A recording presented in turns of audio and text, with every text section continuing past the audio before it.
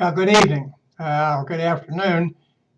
Just a little bit late.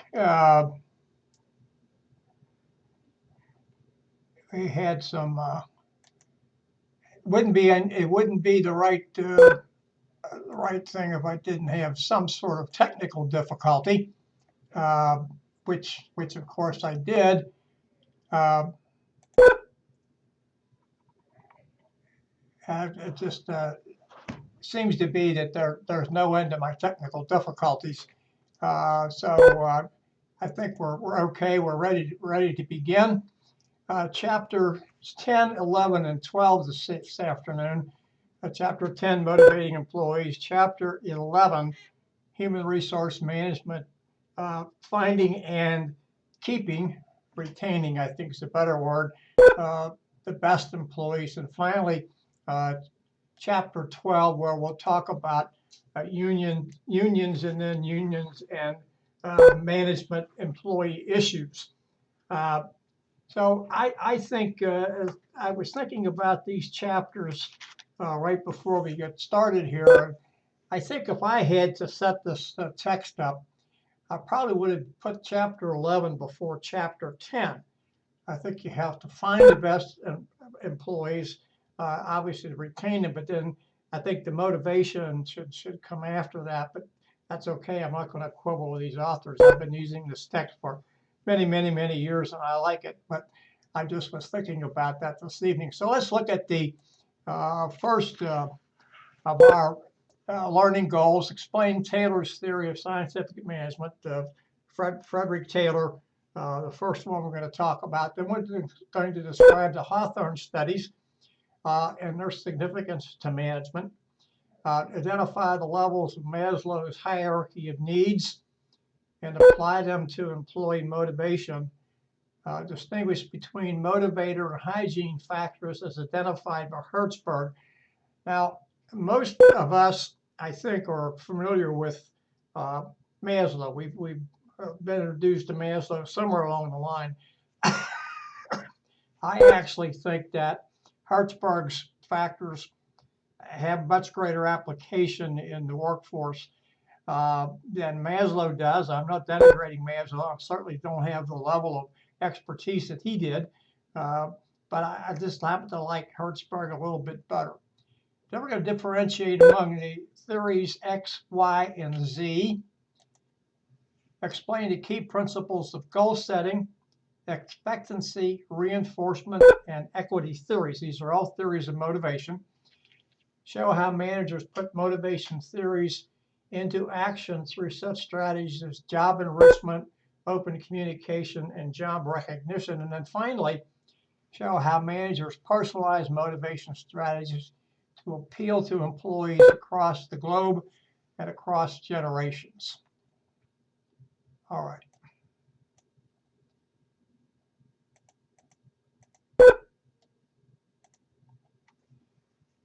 There are two types of intrinsic reward, two types of rewards that can be given to an individual, employee in this case, and that's what we're talking about. And the first one is intrinsic. An intrinsic reward is not given by someone else. It comes from within. Pride in your work, satisfaction, a sense of accomplishment or achievement. And nobody has to tell you about that. I'm not suggesting that we don't need to tell people, and we don't need to pat people on the back. That's not easy for me to say, and certainly recognize them for their accomplishments. But there is an inner satisfaction. And people know when they do their job well, and they can take satisfaction in the accomplishment. In many cases, they can see it, and therefore it's easy for them to take that satisfaction. Intrinsic are things that are mentioned here on the slide, things like pay raises, promotions, awards, and things like that. Certificate of achievement, we used to do those quite frequently in the Army. Now, I'm sure many organizations do that. But there's other ones that are very simple and not costly at all. Recognizing a person at his workstation or her workstation. and recognizing people in front of their peers and coworkers, and singling out, which is recognition as well, but singling out people for a job well done, thanking them for a job well done. There's no cost associated with anything, and the payback is great. These are some fringe benefits. We'll talk about some of these as we go along in this chapter this evening, and maybe some later when we talk about the human resource management chapter 11. But these are things that people like to have, and in many cases benefits they come to expect. Certainly not something that is necessarily warranted. I mean, your job doesn't necessarily warrant a certain amount of benefits, but there are things that people come to expect. Now we're going to talk about the father of scientific management, Fred Taylor. Fred Taylor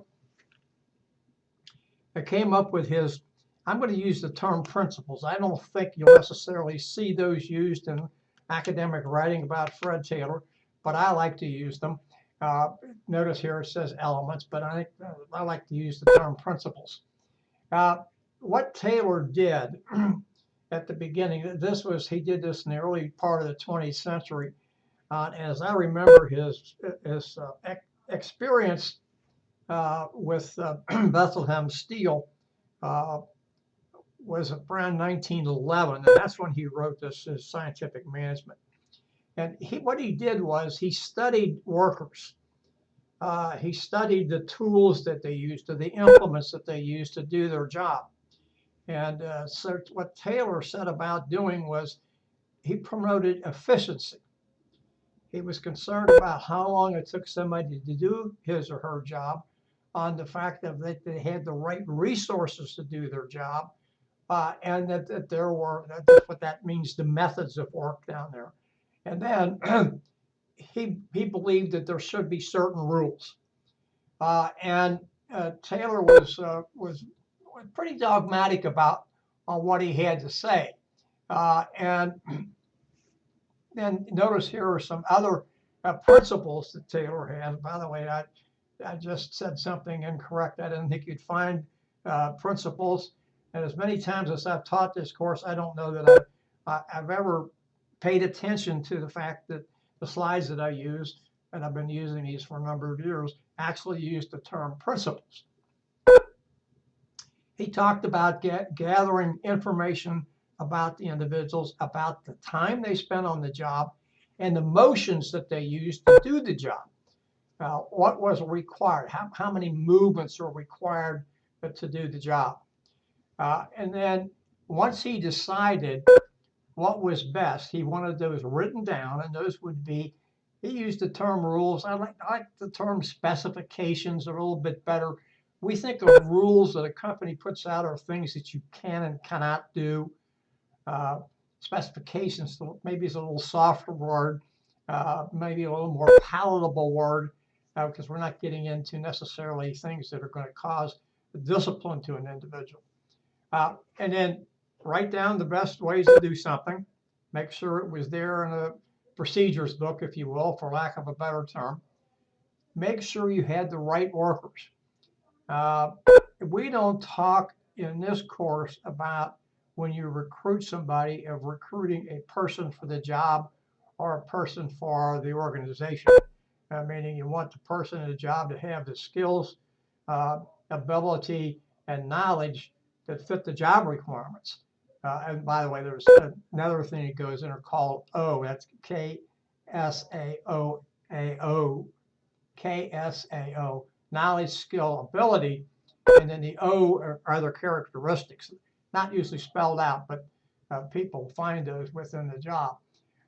So he was looking for a worker position or worker,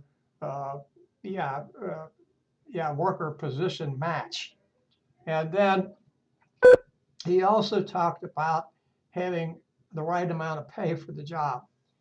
Now, there's something interesting, and I don't think you'll find this, at least I've never found it in the text, but I have some other texts that I use to talk about Taylor, and some of them are rather old, so I don't think you'll find it old, 20, 30 years old. I don't think you'll find this in current things. Taylor's classic example was he took a fellow by the name of Schmidt, who was a pig hauler. And what that meant was he was hauling 100-pound slab or 100-pound slabs of iron ore. And he was to take them from one place to another. And of course, iron is used in the production of steel. And so he was going to do this. So what he did with Schmidt, he said to Schmidt, I want you to work when I tell you to work. I want you to rest when I tell you to rest. And I want you to work in the way I tell you to work. Now, before Taylor got a hold of him, Schmidt was hauling about 12.5 tons of pig a day. After he followed Taylor's rules, if you will, his principles of work, he was hauling 47.5 tons of pig a day, an almost fourfold increase. Because of his increased production, the company realized a 280% return on his production. Schmidt went from earning $1.15 a day. Yes, I said a day, I did not say an hour. Went from earning $1.15 a day to the grand sum of $1.83. So while the organization's return on his production was 280%, Schmidt's increase in pay was 61%. And Taylor actually believed that you shouldn't pay an employee too much money, because if you did, they would sit down and strike. I don't know that he used those terms, but that's what he was talking about. Sit down and strike and ask for more pay. Now, a lot of what Taylor did was based on time and motion studies. And you know, this motion study it talks about economy of movement. And so what Taylor did, and what this time and motion studies do, is break down a job into its tasks, and then find out what motions can be eliminated, and have people work on that thing so their production increases. And of course, wasted motion is not only time inefficient, it also affects an employee because he or she is doing more motion than what's required. So there's some loss there, and there's some non-benefit to the employee as well. So two of his disciples, Taylor's disciples, are mentioned here on a slide, Frank and Lillian Gilbreth. And they actually wrote a book called Cheaper by the Dozen, because they had a dozen children. And not too long after they really got started as being time and motion consultants in a number of businesses, Frank died. But Lillian was well recognized within the field, and she continued the business for a long time after Frank's death. Now, these are warnings. These are really not something that comes so much with Taylor's principles or time and motion studies, but they do talk about employees being stressed out. And it's something that we have to be concerned about if we're supervisors or managers, or lucky enough to be in upper level management. We have to be concerned about this. And some of the things that are here are very, very important to pay attention to. I'm not going to talk about all of them. You can see them yourself. You can pretty much logically explain what each of these mean in your own mind. But the ones I want to point out to you are absenteeism. A person may or may not be, pardon me, may or may not be stress due to absenteeism, but increased absenteeism is a symptom of, yes, a symptom of a greater issue. So you have to pay attention to that. That could be the person's bored on the job's not rewarding, low pay, could be any number of things. Certainly carelessness on the job. Obviously drops in productivity. And I think the last three are pretty clearly lumped together. That's the inability to work with people, frequent anger, and things of that nature. What I say to you now, I would say to you every time we would come up to this. If you work in a large enough company and you recognize these symptoms, you get the person to your health experts, because none of us are qualified to deal with that. And even if we are qualified to deal with it, we should not, because we want to remove that part from the manager, employee, or supervisor employee relationship. If you are in a small company or medium-sized company that doesn't have that type of resource, then you really need to get the individual someplace so he or she can be evaluated. What this says to you here is that Fred Taylor's principles are alive and well. They are used by the United Parcel Service, which has been around for many years, and you can see some of the things that sound like rules and regulations set down. How fast to walk, how you hold your keys, what foot you light on when you get out of your truck, etc. And of course, while we think of Taylor's principles as being old and in many cases outdated, United Parcel, and they're not the only ones, but they're probably the primary one that we can think of. Fred Taylor's principles are used quite frequently. Now, the next thing in our migration, if you will, of motivation and understanding how employees work comes from the Hawthorne studies conducted by Elton Mayo and his associates. Elton Mayo was a Harvard professor and researcher. It's called the Hawthorne studies because these experiments were done at the Western Union electric plant, Western Electric, not Western Union, Western Electric plant, which was the research arm of AT&T at their plant in Hawthorne, Illinois. To learn more about the Hawthorne, and we're going to explain a little bit, and I've got a couple of little extra pieces of information for you. I encourage you to use Google or some other search engine and either type in Elton Mayo, ELTON-MAYO, or Hawthorne experiment, and we'll give you a little bit more of what we're going to talk about here. They actually were trying to find out about worker productivity, and they were doing worker productivity in various kinds of light, and they also did it in various kinds of heat, as I remember, and up or down amount of heat in the room. And what they found, especially in the in this one with the light, was that regardless of the amount of light that was used in this wiring room, all the way down to what would be considered light from what we would look out at night and see the moon, worker productivity increased regardless of the condition or the amount of light.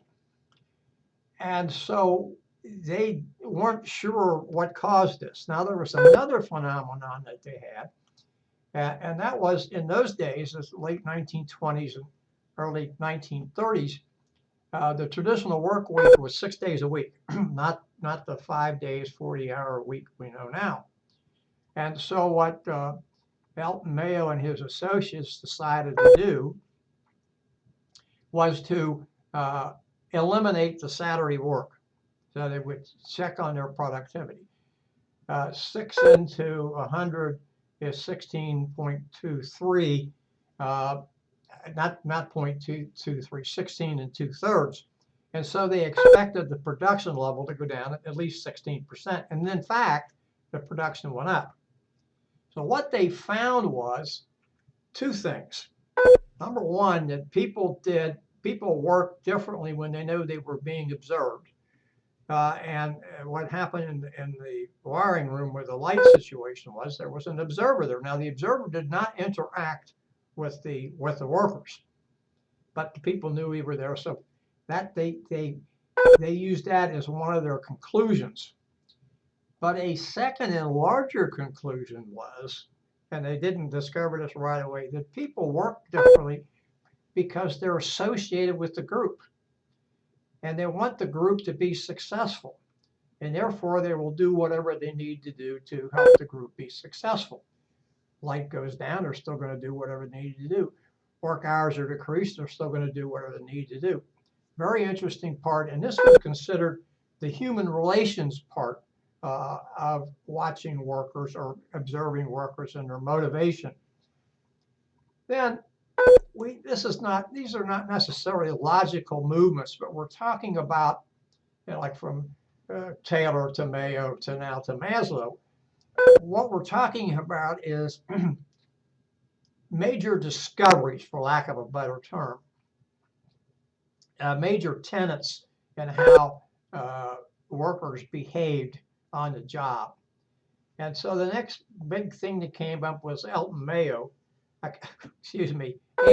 Maslow and his hierarchy of needs. And as you can see on the slide, and this is depicted in figure 10.1 on page 264 in the text. As you can see on the slide, Mayo talks about a hierarchy of needs, and they move from the lowest possible level to the highest possible level. Lowest level being things that people need. And he talked about physiological needs, and that's things like food and water, and being able to do those things, to have those things so you can live and survive. And then they move to safety needs, and then to social needs, being we're social animals. We want to have like people around us. Now, I didn't say necessarily like-minded, although we do tend to gravitate that way. Then to esteem needs, and finally to self-actualization. Now, when I was first exposed to Maslow, and I think you'll find this still, one of the things that he said, or two things that he said, was a higher order level of need cannot be met until are attained or achieved, or even to pursue until the lower level order was satisfied.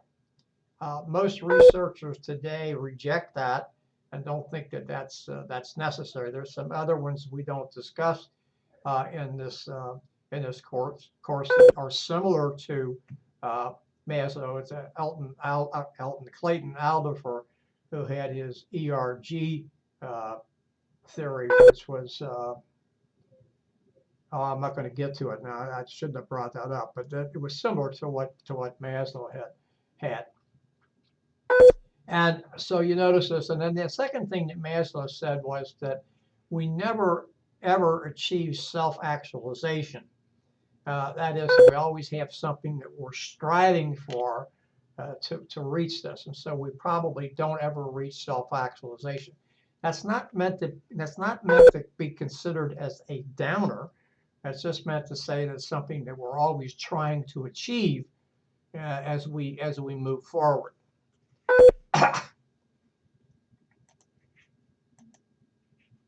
Now, the next theorist we come to is a gentleman named Frederick Hertzberg. And Hertzberg talked about two different factors. He talked about motivators, and he talked about hygiene factors. Now, Hertzberg, it's pretty easy to understand what Hertzberg says about hygiene about motivating factors, because we kind of understand what those are.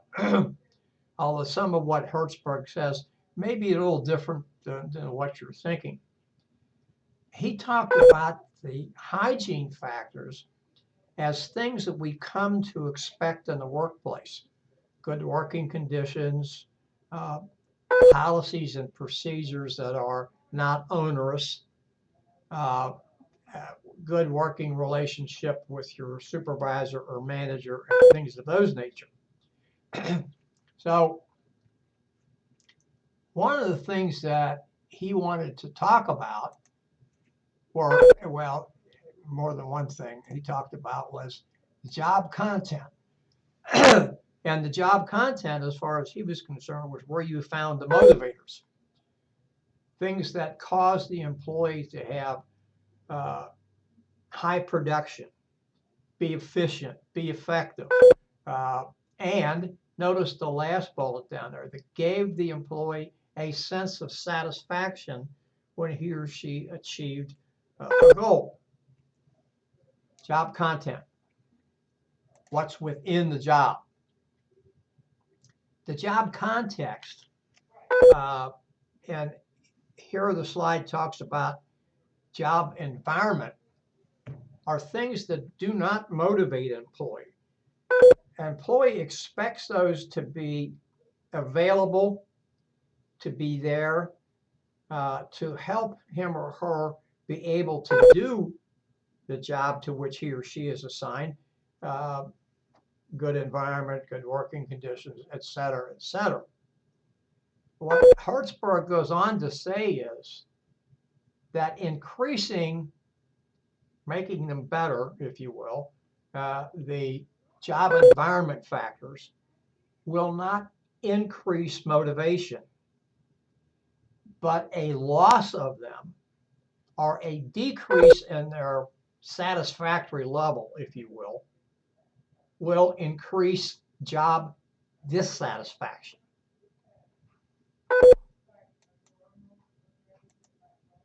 So here's what Hertzberg said, and by the way, we do have a slide here that you can find on page 266, figure 10.3.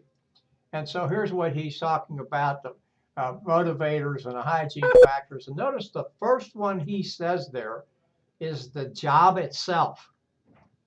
So what he is saying, or what he did say, was that if the job appeals to a person and has things within the job content, that causes a person to want to achieve highly, that gives a sense of accomplishment, etc., pardon me, then that's going to be a huge motivator. And other things in here: recognition, responsibility, potential to advance, etc. And then motivating the hygiene factors are things we talked about here: policy and supervision, and relationships. And notice down here at the end are things like salary and benefits, things of that nature. Job security would be another. Now the slide we have here for you to see, I'm going to blow this up just a little bit better so you can see it. Well, I don't know if you can see it that much better, but you can see in figure 10.3 in the text, again on page 266, shows how these two theories, Maslow's on the left and Hertzberg's on the right, more or less overlap.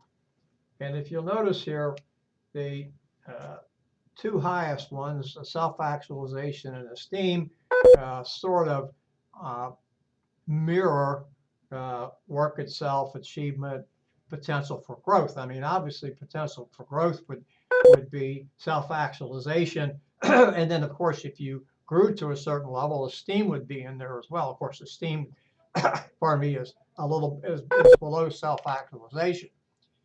And then you notice the hygiene factors are actually greater in scope when you match them up against Maslow. And there are things like safety and salary and personal life and things of that nature. Now, there's one thing that I want to point out to you about Hertzberg, even though I am a great believer in what he came came up with. And I think it has great application in the workforce. And that is that when Hertzberg did his work, he and his associates, they had 200 people.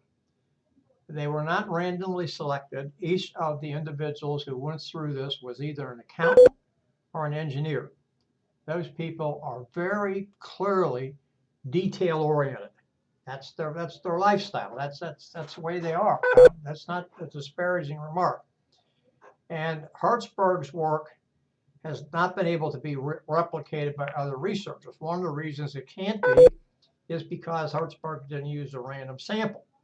And so any researcher would want to use a random sample. And so what they do is they take the findings and see if they can replicate the original findings. And use the findings and put them in with a new group, do experiments, et cetera, and see if they can replicate the findings. And they've not been able to do that. However, they do say that his findings do have applications for work, and we'll get to one of them a little bit later. And this talks about reignite employees' drive. It's talking about able to do things, but notice it talks about redecorating workspace. What we know about that is that that's environment, and that's job context, not job content. So all it means is that we will not be demotivated if we do this redecoration and don't complain, et cetera, et cetera. Now, I don't want to spend a lot of time on that, and I'm not going to. There are two theories of assumption that were developed by Douglas McGregor, and how managers treat employees, theory X and theory Y. Theory X says that employees don't like to work.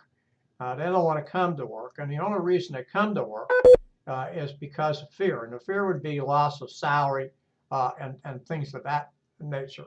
And notice in there that employees don't want to think on their own, they want to be directed and told what to do. Well, McGregor went a little bit further, and he said that, that's not necessarily true. He talked about managers who actually believe that workers have something to offer, and they want to do that, and they want to be challenged. And the theory Y manager said, well, work was just as natural as play or recreation. And I would tell you that there are people who are like that. They want to go to work. They enjoy work. And that people want to be creative. They're interested in getting a challenge. And they're interested in being challenged. And that intellectual capacity of workers is only partially realized because people don't challenge them at work. And then, of course, people are not just motivated by money. William Uchi came up with a different theory, and I don't spend a whole lot of time on this, but he had a hybrid between the Japanese style of management, which is much more team-oriented, than the United States, which is more individual focused. I've mentioned before in this course, at least I think I have, and if I haven't, I'll apologize. And that is, we're an individualistic society. We were based on that. You look at our Constitution and our Declaration of Independence. We talk about individuals. We don't talk about teams and things of that nature. We talk about individuals. And Japanese management style is kind of foreign to the United States, although we've adopted a lot of it. Uchi, brought up a theory Z, which is a combination or sort of an amalgam, if you will, melding, if you will, of the Japanese style and the American style, a blend, your text says.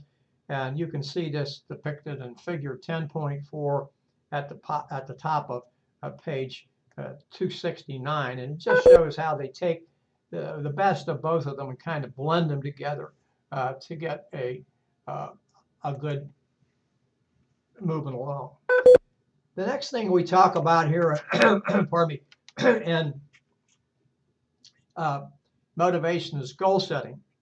theory.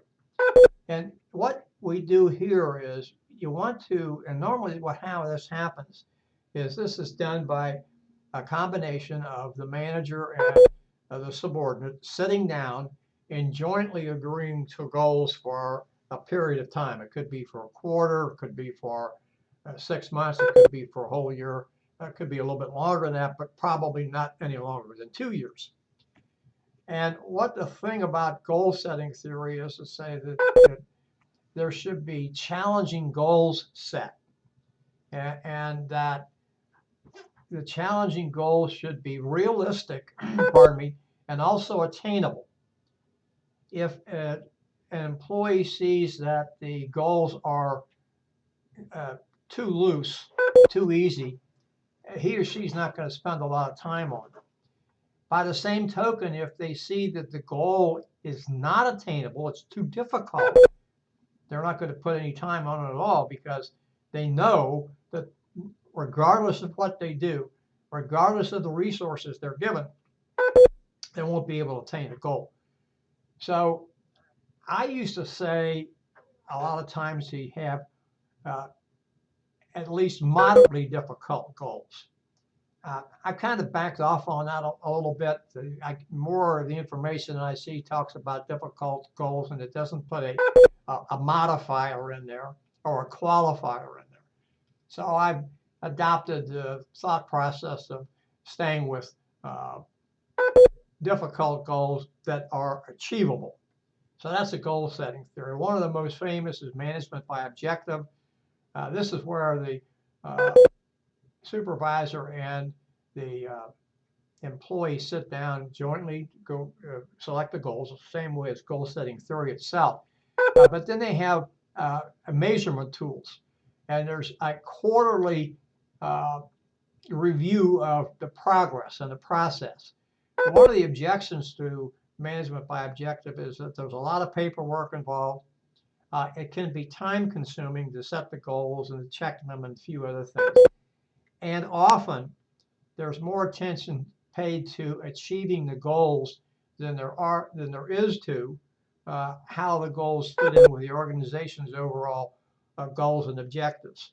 And more attention is paid there than to the organization as itself. Sort of like taking your eye off the ball in a way.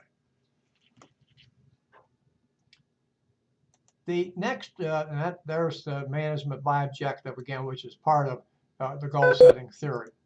There are some companies that use it, and it has been successful. And I don't dismiss it. We used a type of this when I was in the Army, and the last several years when I was in the Army, and I think it was reasonably successful. However, as most things in the Army happen to be, the rating that went along with that management by objective as part of performance evaluation tended to get inflated. And I've been out of the Army for a long time. I don't know if they're still using it. Hello, Ms. Brown. We did use it to some success while I was there. Hello. How are you? The expectancy theory. I'm good, thank you. Oh, good. I'm glad you were able to make it. The expectancy theory simply says to the employee, if I expend this amount of energy accomplishing this task, is the end result, the benefit, the reward going to be worth it? And of course, then the employee asks down here, as you can see, can I accomplish the task? What's my reward, and is the reward worth it? That's kind of what I just said, but a little bit differently, probably clarifying it. Notice the big thing down there, pardon me, at the bottom, is the expectancy of something varies from person to person. So it's, while the theory in itself is good, because there's a variance of the individual, you can't put it in a nice little box and neatly wrap it up and tie a bow around it. This isn't going to work. And this is exactly what we talked about. This is the graphic of the expectancy theory, which you can see in figure 10.6 at the bottom of page 271. employee asks, can I accomplish the task? And if he or she says no, then there's no motivation.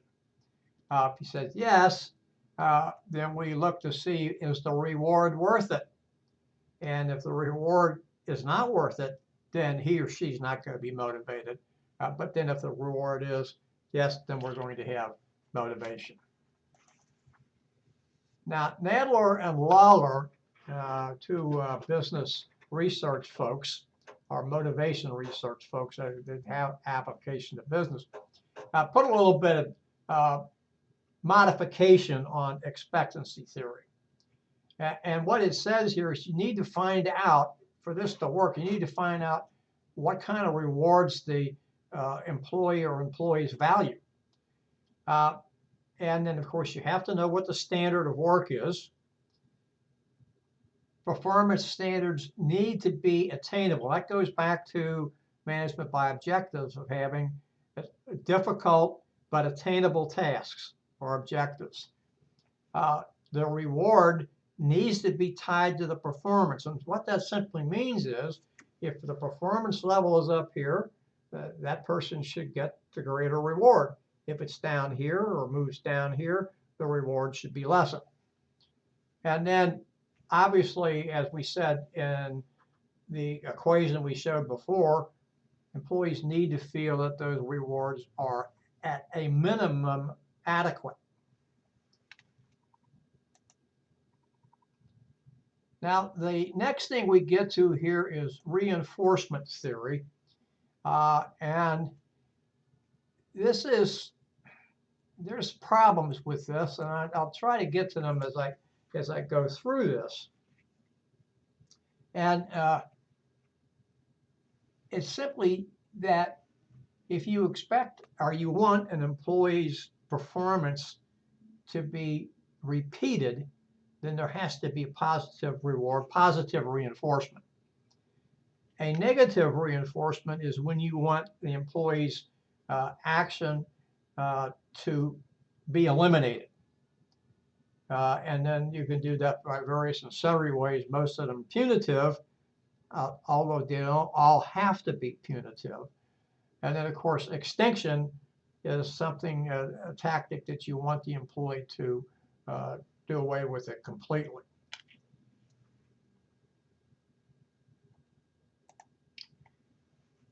Another theory that we have is a very simple theory to understand, and that's equity.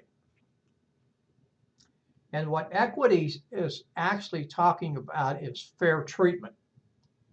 And what will happen here is a worker will evaluate his inputs or her inputs and the subsequent outputs and his or her reward versus another person that they're using as a comparison.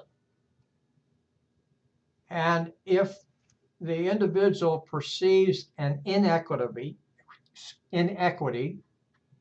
then he or she is going to do any number of things, and none of them have good outcomes. They can reduce their productivity. They can reduce the quality of the productivity. They can reduce the number of work hours that they're doing. And now I'm not talking about they're supposed to work from 9 to 5 and they're going to quit at 4. And I'm talking about the time on task. And so if they're supposed to spend X number of time on task over a period of time, they're going to reduce the amount of time that they're there, which obviously is going to reduce productivity. They can ask for a transfer. They can try to get another comparison person, which usually does not work, or they can quit their job. So most all of these things are never good with when you get to perceived inequity. Now, following along with what we talked about Hertzberg is a thing called job enrichment. And this is a motivation theory, although it's probably more of a motivation theory with practicality, because here you're taking what were a number of tasks putting them into one, giving the worker the resources he or she needs to do to accomplish the tasks, and then getting out of his or her way. And this rests on 5 tenets, which we will see here. And that's that skill variety. So that's what I'm talking about. You have a number of jobs that this is not the same as job enlargement now, but you have a number of jobs or tasks that maybe were done by separate people and now have been given to one individual. And what this task identity means is the employee can identify with the tasks. The tasks are significant. He or she knows once they complete this task and that task and something else, they're going to have a product finished. They're left alone. That's what autonomy means. Finally, the individual is given feedback on how well he or she is doing. Now, remember, one of the things that I had to say here is that the employee has to be given the correct resources to be able to do the job properly. Now, this is in direct contradiction to Fred Taylor's talking about breaking a job down into its simplest tasks. And that's what we talk about with Taylor was simple economy of scale as opposed to a complexity of tasks. There are 2 other types of motivation, one known as job enlargement, the other is job rotation. These are both job enrichment strategies. However, I don't think they should be confused because they're not quite at the same level as job enrichment. Job enlargement is just taking a couple or more tasks and sliding those into each other to make the job different from what it was. The tasks were normally performed by other people, and by doing that, you make the job more challenging and more interesting. Job rotation is simply what it says. An individual is rotated. The best way to kind of talk about this is around a factory floor. He or she is moved around a factory floor, so they become cognizant and familiar with different types of jobs and different types of tasks than what they were. Obviously, they become more valuable to the organization, should become more valuable to themselves because now they've become a multifaceted person instead of being stultified in one way. This slide talks about, enrichment by a way of flexibility. I'm not going to spend a lot of time on that because it kind of repeats what we've said in the past, and it's a little bit easier to see that way.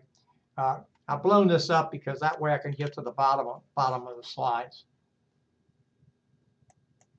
Oops, excuse me. This is using open communication to motivate people. People are motivated when they're communicated with and they understand what's going on. This just gives you ways to keep the lines of communication open. I'm going to move this down again. Lines of communication open. There's nothing magic about that, and something I think that we can all relate to. Working well with others. This is very, very, very important for individuals, especially individuals working in teams. But notice what has to be done here.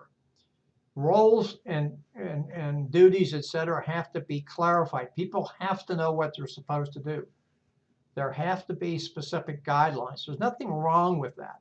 Sometimes we think if we have a lot of rules that it's going to keep people from actually being able to do things. It's going to restrict them. And we should never have rules that restrict people. We should have rules that tell people this is what has to be done on the job, not a restriction. Now, in many cases, you can have those rules and say, here are the parameters, and anything within those parameters you're allowed to do as long as you can produce this. So that's fine. Obviously, there has to be some camaraderie. I'm having trouble enunciating tonight. Camaraderie, and there have to be good working relationships. and certain communication is very crucial.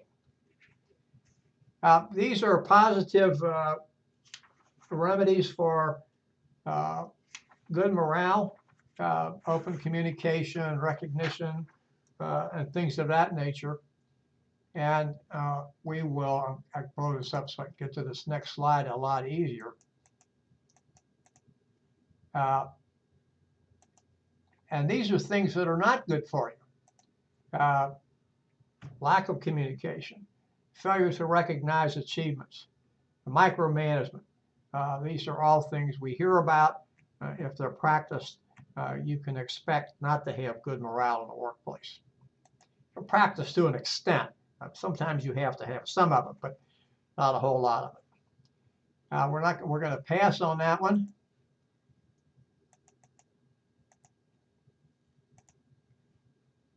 This is just motivating across the globe. We have to be concerned about cultural differences. We have to be concerned about the difference between high context societies, which we are not, and low context societies, which we are. And we have to be cognizant of that, and we have to make sure that we are attentive to it, and do the things that we're required to do. We just have to be able to understand other people's cultures. That's not to say that they don't and should not be exposed to the dominant culture in the United States. Now, when I say dominant culture, I'm not talking about race here. I'm talking about dominant culture in the workplace. They have to be exposed to that. They have to understand that. And they can't set up what's known as a counterculture, which is destructive. But we need to be sensitive to what they do. And if we intend to integrate these folks, we make sure that we don't pigeonhole them in certain jobs. Just to give you an example, everybody that comes from the Middle East, for instance, would become a janitor. I'm just using a notion here. I'm not picking on anybody. Well, that's crazy. So we have to make sure that we do those things. We have to put people into positions for which they're qualified and not put them in positions for which they're not qualified. Or if we do put them in those positions, we're setting them up for failure. And this just talks about the difference between baby boomers, Generation X, Generation Y, and the millennials. I don't like to spend a lot of time on this, except there's a difference in how these folks communicate. There's a difference in how they like to be communicated with. There's a difference in how they like to do things. And we have to know that and understand that if we expect to get maximum work out of these folks.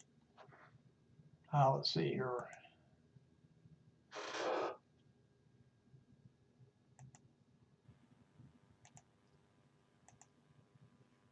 I'm not going to spend a lot of time on that. And these are how the various folks like to be communicated with: baby boomers, Generation X, Generation Y, and the millennials. I keep moving this up because this is the way I can get to the bottom of the slides. And then finally, this gives a graphic of the best companies to work for. Notice the one there on top is SAS, and SAS is profiled in the video in Chapter 11. And I caution you to pay attention to all of the videos, but there are really some good things in Chapter 11 that dramatically reinforce the points we're trying that the text makes, and I try to make going through the audio and video lectures. Well, at 5:25, that brings us to the end of Chapter 10. Any questions I can answer for you? No, I'm fine. Okay. That's good. We'll take a break until 5:30 and come back and start on Chapter 11, Human Resource Management, Finding and Keeping the Best Employees. Okay, sounds great. All right.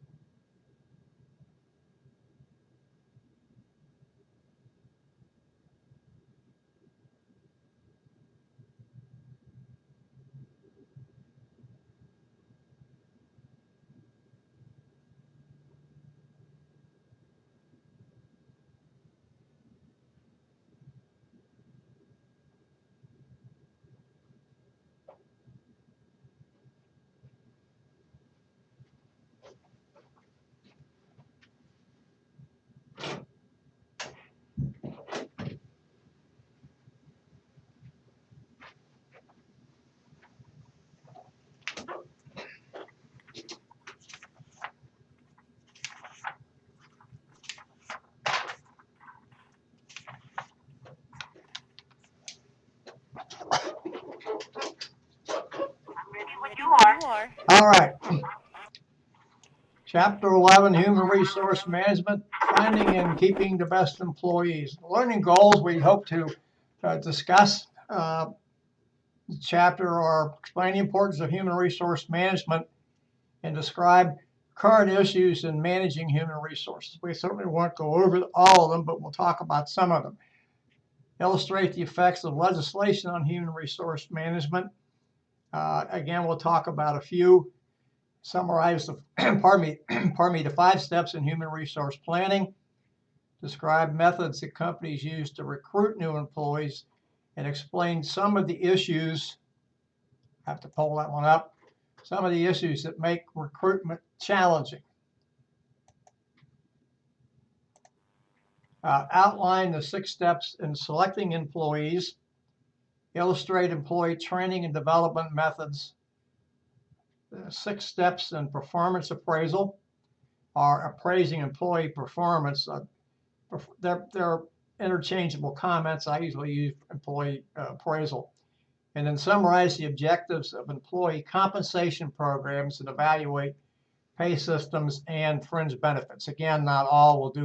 We'll do some of them. All right, this particular slide is a little busy, and you can see it much better in figure 11.1 on page 291 in the text.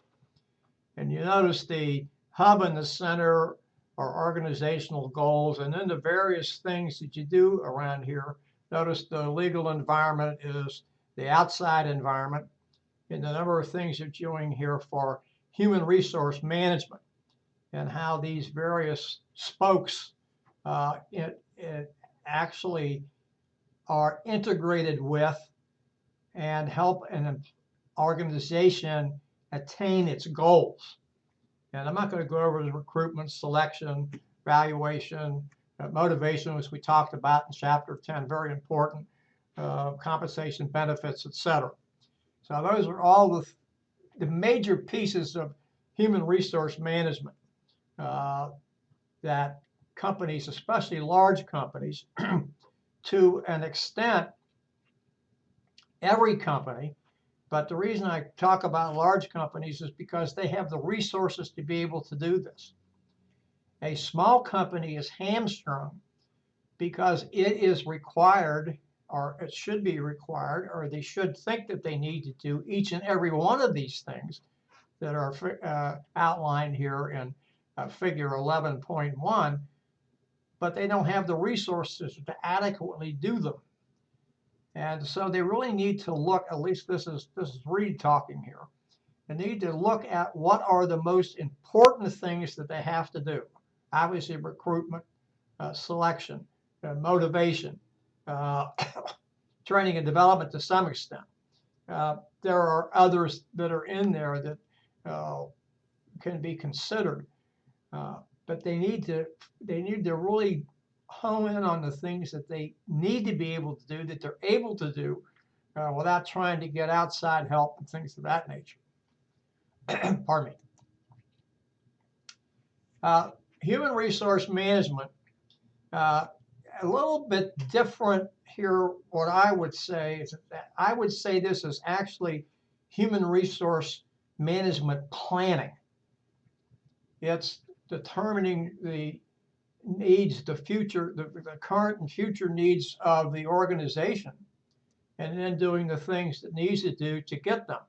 Selecting, recruiting, selecting, obviously then hiring, and then in some cases developing, although we normally think of development at the higher echelons, and then training, of course, they would do for everybody. And this, we're talking here mostly about what large companies can do, because again, small companies have issues with this. Obviously, compensation goes across the board to everybody, and then making sure you have adequate staffing, which is that scheduling, etc. Human resource management functions have changed greatly in the last, I don't know how many years we want to say. We could certainly go back to the Civil Rights Act of 1964, specifically titled 7, which really told the human resource management folks, you have to follow these laws, these rules, these procedures when you go through the recruiting and selection process. And you have to be cognizant of them. And of course, now, besides Title VII, we have things like ADA, Pregnancy Discrimination Act, AIDS Discrimination Act, and equal pay and things of that nature that all were not necessarily part of Title VII.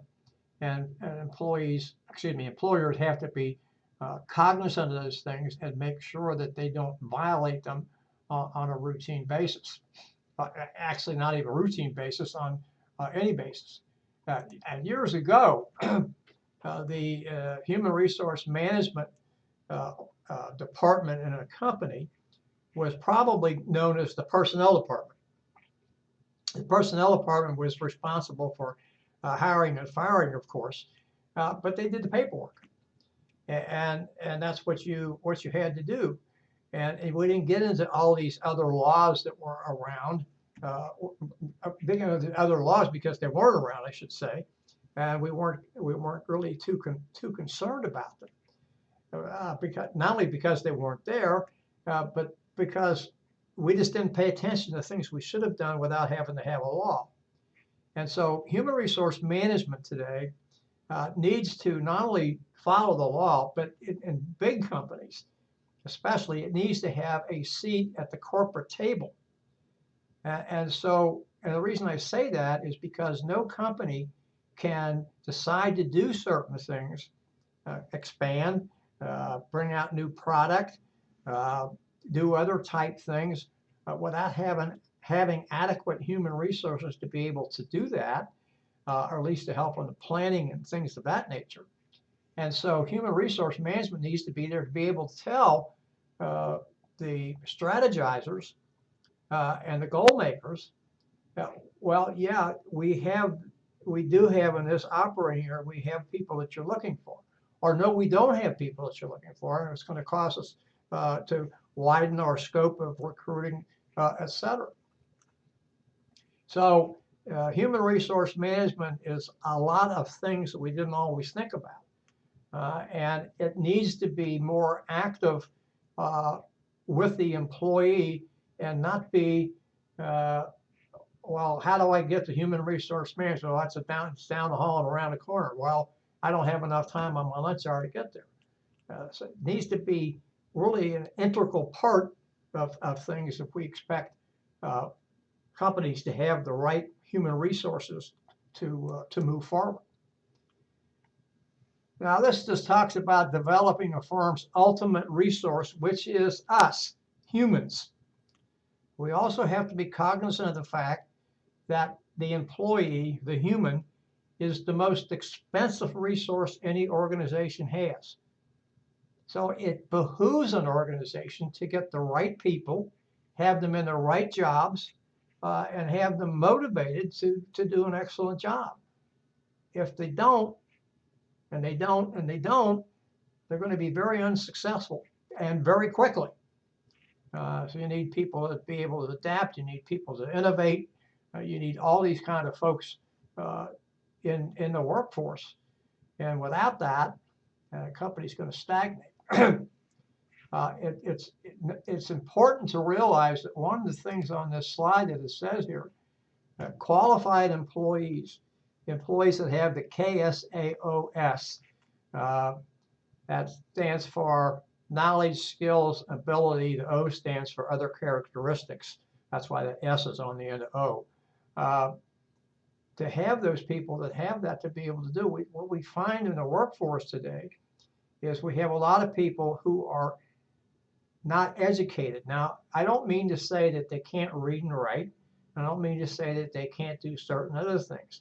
But in many cases, they are not as computer literate, pardon me, as they need to be. And this is why we've had a lot of complaint about while our manufacturing jobs are leaving.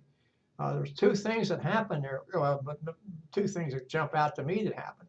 Number one, of course, is any industry where the manufacturing manufacturing is labor intensive. That means you have to have a lot of employees. Those jobs have probably left by now, and if they have, they're probably not going to come back because you're spending too much money on employees. Now, please don't misunderstand. I'm not denigrating employees when I say that. Too much for what you're getting out of them. And so if you need 100 people and you're paying the 100 people you have now $20 an hour, but you can get the same 100 people someplace else and pay them $10 an hour, it makes sense that you're going to move out away from the United States. I'm not advocating that. I'm just saying it makes sense. And then we find that we had a lot of people in industries, in manufacturing, that had a high school education, and that's fine. There's nothing wrong with that. But they don't know how to operate computers, and they don't know what to do with computers. They didn't have to do that years ago. And so that part of the workforce, we either have to retrain on the job if we can, or we have to find people who can do that. And that's what this knowledge, skills, and ability talks about. You have to have people to be able to do that, and you have to have people be able to fit in your culture. And the culture of the organization. And again, I'm not talking about race here. I'm talking about the organization's culture, how it operates, and what it expects to do, and things of that nature.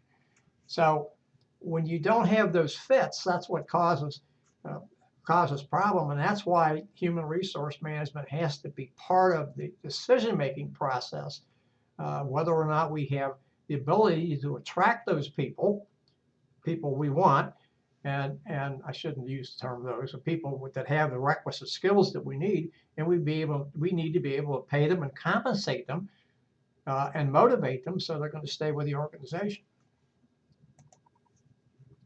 And this is just making my point.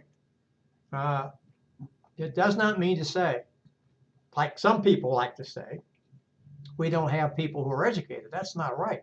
But what we have problems finding is we have problems finding people that have the requisite skills. And it doesn't mean to say they can't be trained. They can be trained.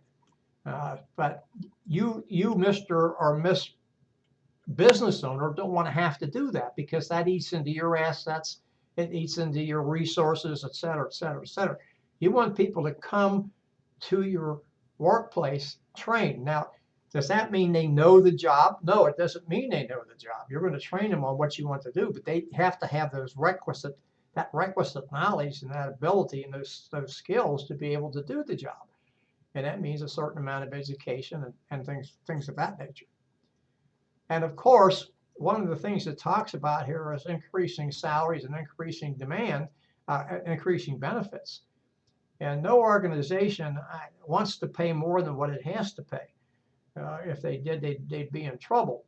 Not meaning to say that they don't want to have good salaries and good benefits, but I'm saying more than what they have to pay.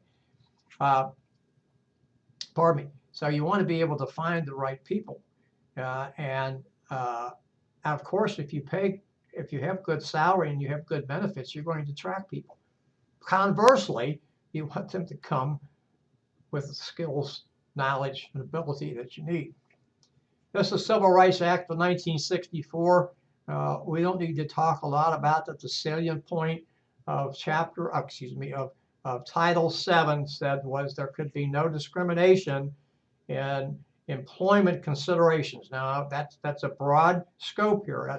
That's recruitment, that's selection, that's staffing, that's promotion, that's training and development, anything else that revolves around that, based on race, creed, national origin, color of skin, et cetera, et cetera. Can't be any discrimination there. You can't do that. And when there is, it's when companies find a lot of problems. The Equal Employment Opportunity Act, EEOC, which actually created the Equal Opportunity Employment Commission. We had before that, Title VII brought out equal employment opportunity, but this created the act, codified it, if you will, and then we have the EEOC, and the EEOC is the one who is the watchdog to make sure that organizations are doing what they're supposed to be doing. Pardon me. In a perfect world, we would never have that. We wouldn't need to have it. Unfortunately, we don't live in a perfect world, and so we need somebody to do this. That's making sure that employment considerations don't adversely impact on people because of their race, national origin, creed, color, skin, etc. So that's what's known as adverse impact. I'm not going to get into that a lot, but what that simply means is they have an employment criteria that seems to be neutral, but in fact it discriminates against the protected class, and that's a problem. Just to use an example, well, the best example is Griggs versus Duke Power. Willie Griggs wanted to get a job with Duke Power as a coal handler. And one of the things Duke Power said was, well, you have to have a high school diploma and you have to take these 2 tests. And Griggs, through his lawyers up to the United States Supreme Court, was able to point out that he was a black man, and a black man's ability to get high school education back in the 1960s or so was much less than that of a white person. Furthermore, he was able to prove that the tests that they had nothing to do with his ability to handle coal. And so that's one out. Now that's what we call seems to be a facially neutral, well, there were a couple there, employment criteria, and yet they adversely affected protected classes, and that can't be done. And that's one of the things that HR has to look out for to make sure that they don't do it. Affirmative action, I don't want to get into affirmative action too much because we really don't talk about it a lot here, but the thing to know is this, and you'll get this from the SAS video. A federal contractor must have an affirmative action plan. Anybody who is not a federal contractor can have an affirmative action plan, but it has to be voluntary. And it should be temporary, and it cannot trammel on the majority class, and especially white males. That doesn't mean to say you can't have an affirmative action plan. You can, and you can put those things into practice. And just have to follow certain rules that were set down by the United States Supreme Court. As you know, affirmative action is under fire. There have been a number of cases that the Supreme Court's heard in the last 6 or 7 years. I expect to see it will come under fire again. It's not this term, maybe not next term, but some other term. There are folks that believe we do not need affirmative action. I'm not one of those that believe that. I think we have to have those rules on the book, and I think they have to be followed because it only makes sense that you attract the best and the brightest, and you cast as wide a net as possible in your recruiting efforts. And affirmative action programs help you to do that. Now, again, if you're a federal contractor, you have to have one. If you're not a federal contractor, you don't. It's probably a good idea if you had one or some type of thing that makes sure that you were attracting everybody. This talks about reverse discrimination, and that was part of a voluntary plan that was in a case of Weber versus Kaiser Aluminum. I'm not going to go into that, but if you're interested, you can go to Google or search engine and type that in, and it will give you some information about it.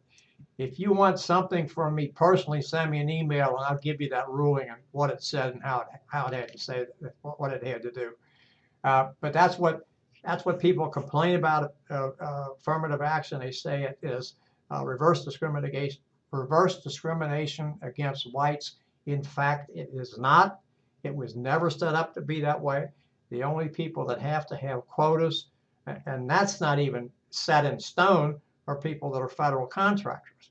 And I talked about getting the best and the brightest, but affirmative action plan actually tells you. I said we're going to spend a lot of time going to talk about. I get wound up about this. What it says is that you have to have an affirmative plan that shows how you're going to actively recruit women and minorities to open positions. But it does not say, and it never did say, that you have to hire unqualified people. And that's certain people have taken that and twisted it to make affirmative action sound like it's bad and it's reverse discrimination. And in fact, it's not. Okay, I'll stop there. I get a little wound up about that, and I apologize. Wrote a couple papers on that when I was in graduate and postgraduate schools. I have a big thing about that. The Civil Rights Act of 1991, and then it established this Office of Federal Contract Compliance. It gave victims of discrimination the right to sue and have their cases adjudicated by a jury. There are some particular things that plaintiffs have to do, and there are some things that employers can do to rebut that. That's not part of what we need to be concerned about. What we need to be concerned about is that Civil Rights Act of 1991 actually improved upon the Civil Rights Act of 1964. Now we have a number of laws that protect employees, and we talked about some of them before. ADA, Americans with Disabilities Act. What this simply says is that employers that have a certain number of employees, 25 I believe sticks in my mind, if a person with a disability applies for a job and he or she is qualified, the employer has to agree to make reasonable accommodations. The key word is reasonable. If the accommodation that the ADA person asks for is not reasonable, the company does not have to do it. The classic example I can give to you is a person from an ADA who fell under ADA, was applying for a job, and he said, well, the only, and wasn't he, by the way, only way he could work there was that the assembly line had to be go in reverse order. In other words, the assembly line ran clockwise. He wanted to run counterclockwise. And the company said, we're not going to hire you. And he sued under ADA, and the court said, no, that's unreasonable. We're causing them to change everything they do for one person. No, they didn't have to do that. So there are some things that are in the court, the human resource management have to know that. They have to know what the law is, and they have to know what can and can't be done. Age Discrimination Act came in 1967, and it protects people over the age of 40 from what I'm going to say is contrary employee decisions or employment decisions. Firing them, letting them go because they're over 40, not hiring them because they're over 40, not promoting them because they're over 40, etc. So that's another thing that the human resource management folks need to watch. Here's what it says. I'm not going to repeat it. They have to know the law and make sure the company is not violating the law. The company, in some cases, can say we did not know the law and they would be protected. But that's very few. And of course, all laws, when it comes to human resources, don't apply to everybody. If you're a small company, in many cases, less than 25 or fewer employees, some of these laws don't apply to you. But there are others that do, and you just have to know and make sure that you're not violating those laws. That's why you have your human resource management folks to keep you on track and make sure that you're doing what you're supposed to be doing and not something else. This lawsuit, I like to talk about this, but I won't take up too much time. It was brought by a number of women, Walmart employees, who said that they were paid less than their male counterparts for doing the same job, that their chances of getting promotion to supervision or to management were much less than the males. This case went before the Supreme Court in 3 or 4 years ago. I don't hold me. I think it was 2010. The Supreme Court did not answer the question of discrimination, employment discrimination. What the Supreme Court simply said was what the last bullet said. The women did not have standing as a class to bring that lawsuit. The lawsuit was dismissed based upon the women not meeting the qualifications to, for lack of a better term, assemble a class. The Supreme Court did not address the issues that were brought before them, only the class part. The last I heard was that these same women, or some of these same women, were trying to band together again to bring some kind of a lawsuit against Walmart to address the questions that they specifically wanted to address. Lower pay, less ability to be promoted. I don't know where that is. I haven't heard anything about it. I don't know if that suit has been filed and is wending its way through the court system. I really don't know, and I wish I did.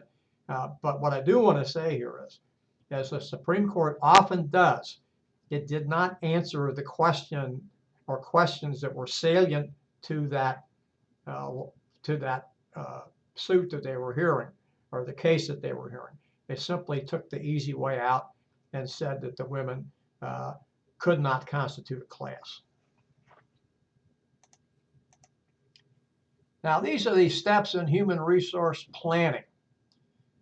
You need to have a count of your current employees plus their skills and abilities. You may want to do some other things, their longevity, etc. There are a number of human resource information management systems that you can buy, software, and you plug it into your computer system and then put in there wherever you want to do. Preparing a job analysis for each position that you have. That takes a lot of time, but it precludes a lot of problems. This can be done by observation, it can be done by questionnaires, it can be done by several other methods. It does take time, but you do need to have that. From the job analysis, you'll have two critical things. You'll have the job description, which says what the job is, talks about other things, and the job specifications, which says to the people who are going to do this through the hiring process, these are the skills, ability, et cetera, a person has to have, plus education level. And I wanted to stop for a second and say that has to be minimum. You do not want to go to maximum, because if you go to maximum and then you hire a person who comes in, or you want to put this up so far, if you hire a person who comes in and he or she realizes that the job doesn't measure up to his or her abilities because you set it too high, and you're going to cause a person to, or cause the company to pay more money, et cetera. And then the person gets in there, and a couple, 3 weeks later, he says, well, this job doesn't measure up to what I'm able to do. And so morale is going to go down, and chances of that person going out the door are pretty high. You have to be able to make a projection of what's going to be needed down the road. And then you have to be able to assess the current labor force. That can be in your operating area or can be extended depending upon what your recruitment is. And then you're going to establish a plan that is consistent with the organization's plan or fits in with the organization's strategic plan, because that's what it supports it.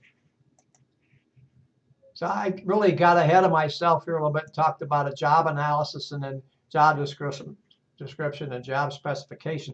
But it's much easier to talk about, at least to me, much easier to talk about those things at the time we talk about job analysis than to wait till later. I want you to get that benefit of what needs to be done at the beginning, and then the two major documents that come off a job analysis, as opposed to waiting until we get to the next slide. So this gives you a little bit more than what I said, but what I said are the essentials. This maybe is a little embellishment and helps you with the understanding. This recruitment is the best way to put this, and I'm going to say it a little bit differently than what the slide is. That's finding sufficient number of people, this would be applicants, let me change that around, use a different word, job hopefuls, okay? Finding them with the right skills, knowledge, and ability that you want, and getting them to apply for the open positions or open positions in sufficient quantity. Now, the last I saw was that you want to have a minimum of 6 people to be able to interview for a vacancy, because that can take you through the whole process. Now, obviously, there are ways to recruit. You can do internal, which is easy, and a lot of people think it's very effective by posting in your company bulletin board or putting them up on posters around the company. You can also ask your employees for referrals, and that's very effective as well, because an employee is not going to refer a person to you that he or she thinks won't be able to do the job.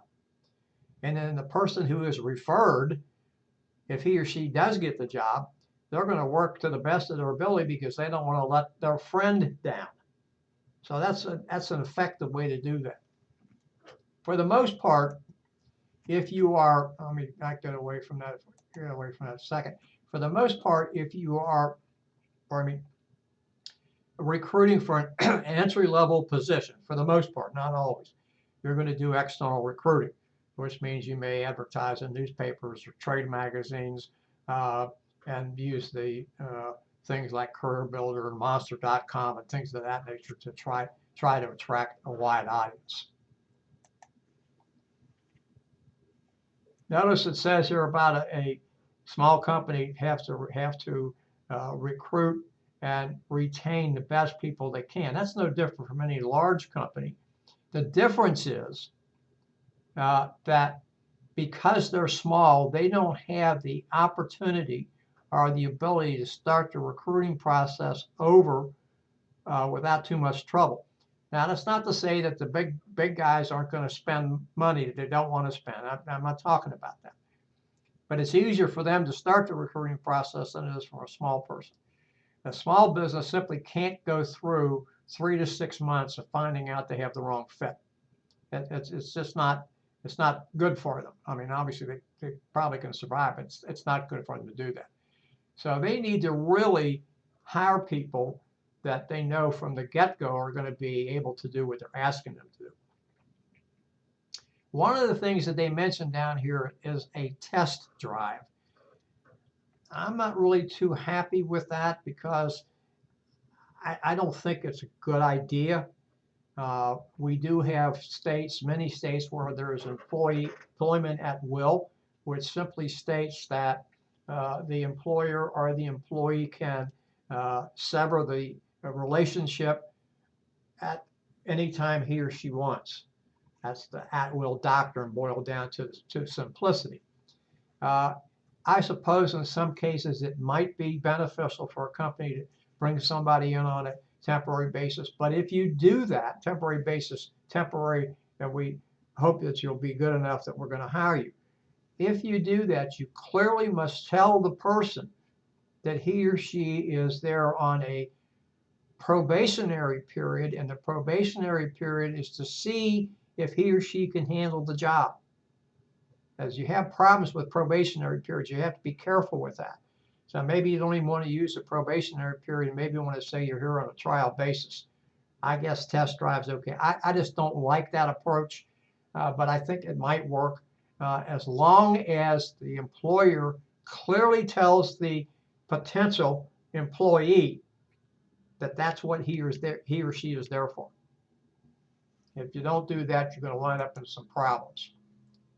Now, this slide 11.4, figure 11.4 in your text, you can see much better in the textbook than you can see here. Even if I blow this up, you're not going to be able to see it that well. And this just talks about what we've talked about, external sources defining people and internal sources.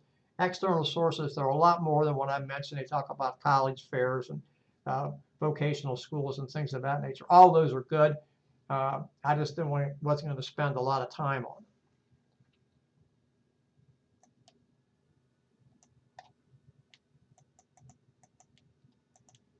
them. This is the selection process. This is finding the best of the best.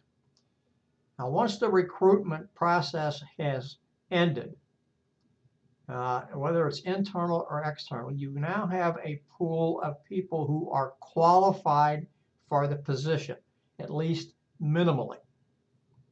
Because those who are not qualified minimally based upon their application or their resume or both are going to be disqualified, and they will not get any further along in the selection process. So these are the steps in the selection process, and I'm not going to go through all of them. Obviously, you want complete applications. And some people are disqualified at the beginning because their application is not complete or their resume is not complete. Then you will do a screening interview. That word here is used as initial. You will do a screening interview, and that's, as far as I'm concerned, a screening out process. Now you're finding people if they are qualified enough. Now remember, they're already qualified. You made that decision.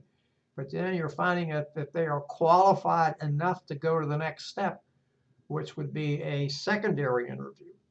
First interview is normally conducted by the HR folks. Next interview can be conducted by the HR folks and maybe a hiring manager. You may give them tests. One of the things that people will say about tests, well, there's two things. Number one, the test has to be related to the job. And an employment interview is considered a test. The second thing that most people will say about tests is a test is a good predictor of telling you who will not, I'll say it again, who will not be successful on the job. It is not as good a predictor as saying who will be successful on the job. Obviously, then, if you get past the employment test, you may have another interview. Then you're going to have a list of candidates for the job now.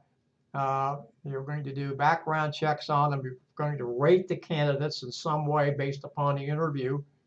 And then you're going to offer somebody a job.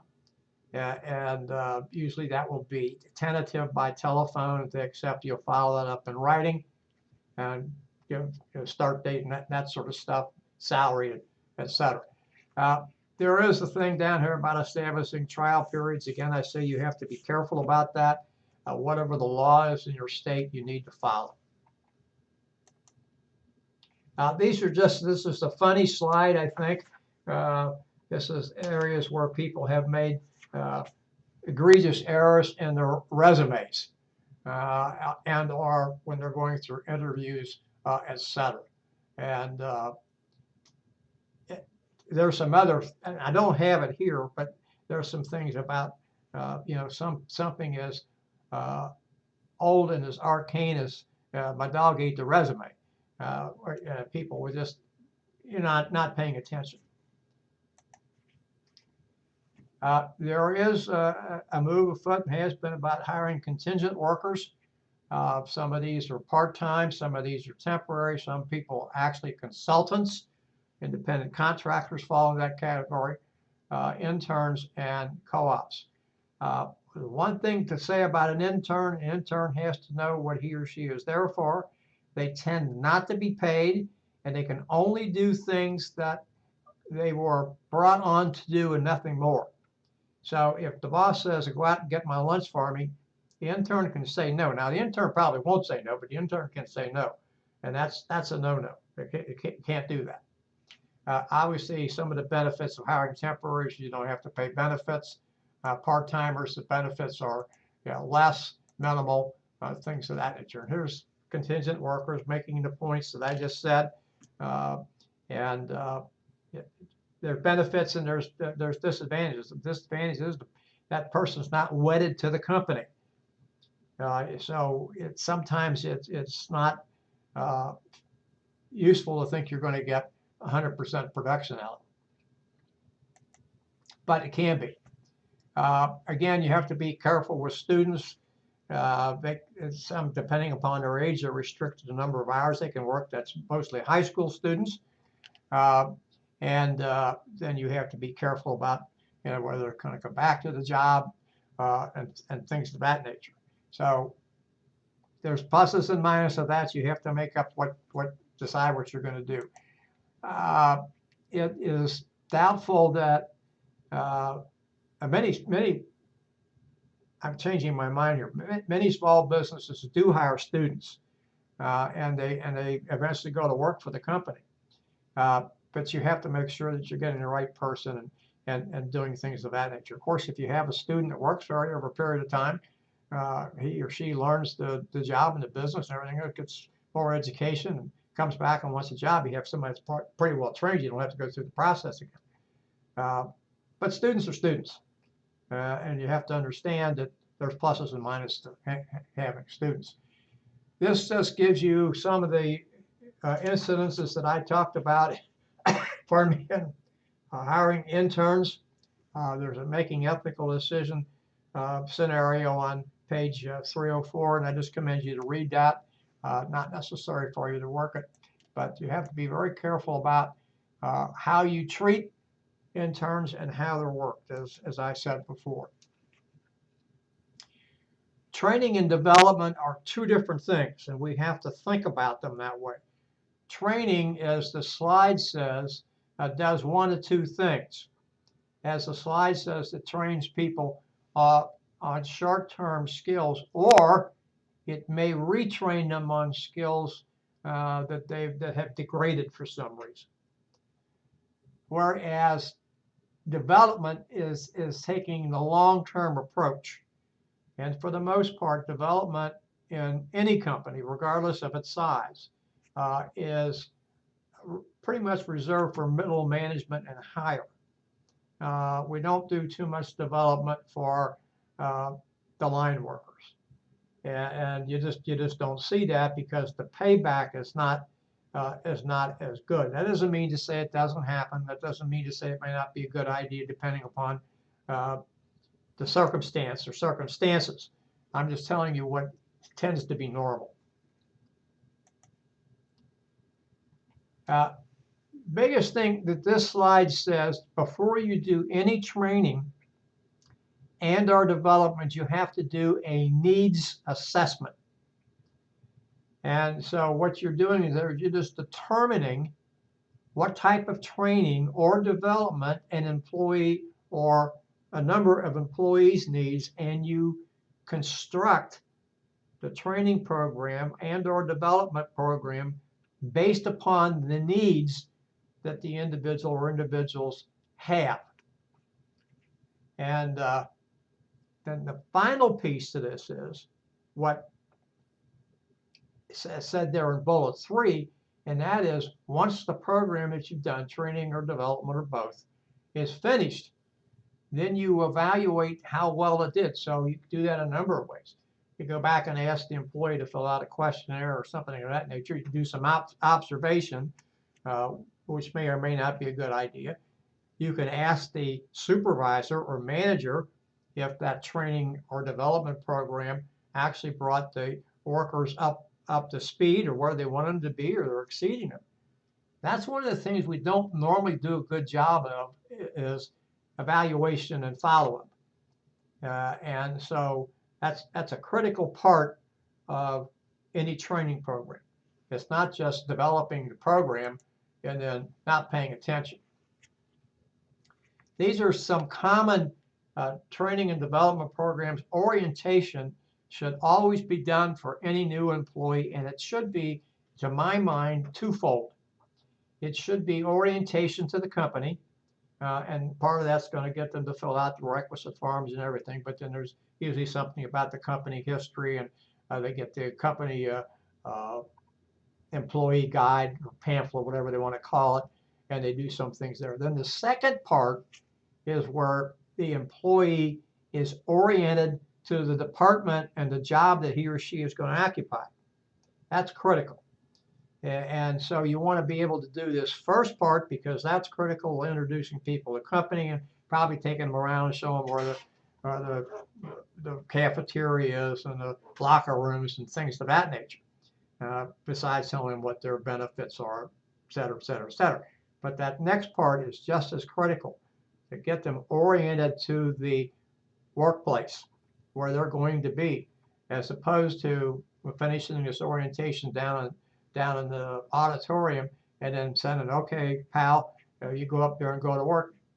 Good luck and God bless you. That's not a good idea. And then it talks about some type of other training, on-the-job training and online training, et cetera, which I'm not going to spend a lot of time on because all of those are pretty much self-explanatory. On-the-job training is probably the most popular. There is some downside to that because if you're showing somebody how to make something, you're taking a seasoned worker off his or her job to train somebody, and you're always going to have some type of scrap, simply because people aren't going to do something just standard first or second time around. But it is popular. It is probably one of the least expensive other than what I talked about. And it seems to get people on the right track, if you will. This is just talking about development. What you want to do, again, you want to have a needs assessment unless you're going to send somebody out to some type of training program, development program that's run off campus. It could be with a vocational school, it could be with a college, it could be any type of thing. And then, of course, then you're going to have some monitoring of the program itself and how well the individual is progressing. Some of the ways that this is done through on-the-job coaching. It's done through understudy. It's done through job rotation, as we talked about before in Chapter 10, and then some of what I mentioned one before. One of the most, and you probably know a lot about the coaching because you do that. Another is a mentoring program where a seasoned employee will take a new person under his or her wing and show them the ropes and help open doors and things of that nature. If you're going to do that, that works best when the mentor is a volunteer. It means that he or she is volunteered to be part of the mentor program, and the two people, the mentor and the mentee, establish a good relationship. If they establish a good relationship, move forward. If they don't establish a good relationship, pull back and make some changes. Because if there's friction, and I don't mean hate, but if there's friction, it's not going to work. And if you're going to have a mentorship program, you want it to work. Otherwise, you're just spinning your wheels. This particular slide talks about why employees leave. And it's very interesting to look at this because it talks about the two biggest ones to me are unhappy with management and then limited advancement. And you really have to pay attention to those because if you have one of those or both of them, you're probably going to have a serious effect on morale. And if you do that, you're not going to get much accomplished at all. This talks about mentoring that I mentioned before, networking. I don't want to spend a lot of time on that. Everybody knows what that is. It's a good way to get things understood, to get your contacts out, and things of that nature. This is always a contentious issue, performance appraisal. And one of the reasons it is because there is no person that I know or have ever met who has to do a performance appraisal that likes doing them. I'm going to have to start doing them now. I've never had to do them here before. We've changed our process. And I can tell you I did a lot while I was in the Army, and I never enjoyed doing any of them. That doesn't mean to say that I shirked my duty. I did not. I did what I was supposed to do. I had face-to-face feedback sessions with the soldiers that work for me. And I'll do that here as well. I'm just telling you, nobody likes the process. It's arduous. And I think people are always concerned about how the other person's going to take it. But one of the things I want to tell you is, and it's probably going to come up later in the slides, because I don't commit the slides to memory, and that is nobody should ever be surprised by a performance evaluation. And the reason they shouldn't be is because when they do something that isn't correct, the supervisor or manager needs to tell that person as soon as possible after the incorrect incident occurred. I'm not talking about admonishing the person or anything else, but just telling them, this is what you did. That's not proper. This is what you have to do. Now, yeah, there might be some admonishment. There might be some written or oral reprimands and things of that nature, or cautions, if you will, instead of saying reprimands. But nobody should ever be surprised by the type of performance evaluation they get. And the individual has to be rated against published standards. That's why you need a job analysis, why you need a job description, why you need a job specification. Now, this talks about a type of performance appraisal called 360. It's taken on a lot of cachet today. The object there is you get everybody that the person who's being rated into the who and he or she interacts with into the rating system. That would be peers, subordinates, superiors, of course, customers, etc. So it's supposed to give you a holistic view of what the employee does. And by the way, most 360s also have a place where the employee does a self-rating. And this is how you do the performance appraisals, or how it's supposed to be set up. You have to have the standards of the job published, and everybody has to know what they are. It's not hidden someplace. Performance is judged against the standard, not against something else. You have to talk to the employee. In other words, he or she has to have feedback. And when you have the feedback session for the performance appraisal, you start out with what the employee did well, and you talk about what the employee needs to improve upon. And it should always be, this is what was done, this is what needs to be done. You talk about task performance, and you talk about standards, meeting the standards or not meeting the standards, and you never, ever bring in personality. That's altogether different. Now, I'll back up on that just for a second, and that is if the person has done some kind of deviant act against the company, then you can talk about that. Other than that, no, you don't. It's focused on the task completion, do it correctly or not do it correctly. Take corrective action. We talked about that before. And then you use the results of the performance appraisal to make employee decisions. That could be raises, it can be promotions. I'll talk about that in a second. It can be demotions. Of course, you don't want to do that. Can talk about training and development, any number of personnel actions. One of the things I want to talk about here is for promotion. Promotion should be based upon the individual's demonstrated potential to be able to handle the next higher job, not on how well he or she does the current job. Yes, that's going to have some bearing, but it is not based upon how well he or she can do the current job. It's based upon demonstrated potential to be able to perform the duties at the next higher level. Too often we promote people based upon what they're doing today, as opposed to what they can do tomorrow. And that's a mistake. It's a mistake not only for the company, it's a mistake for the employee. He or she may not be able to do that.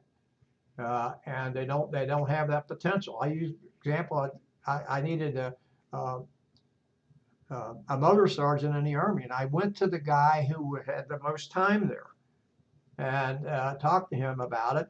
And I was hoping that he would say no, he didn't want it. He was an excellent mechanic.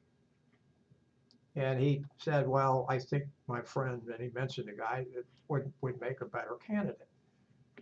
And that's what I thought too, but I was better off getting him to say that. Had I put him in that position, I don't think he would have done well. There's no sense setting a person up for failure. These are some performance appraisal errors. Contrast error, that's comparing one employee to another. Now, there is a system that's used for performance appraisals and what it talks about comparison. It's forced comparison. But here you're not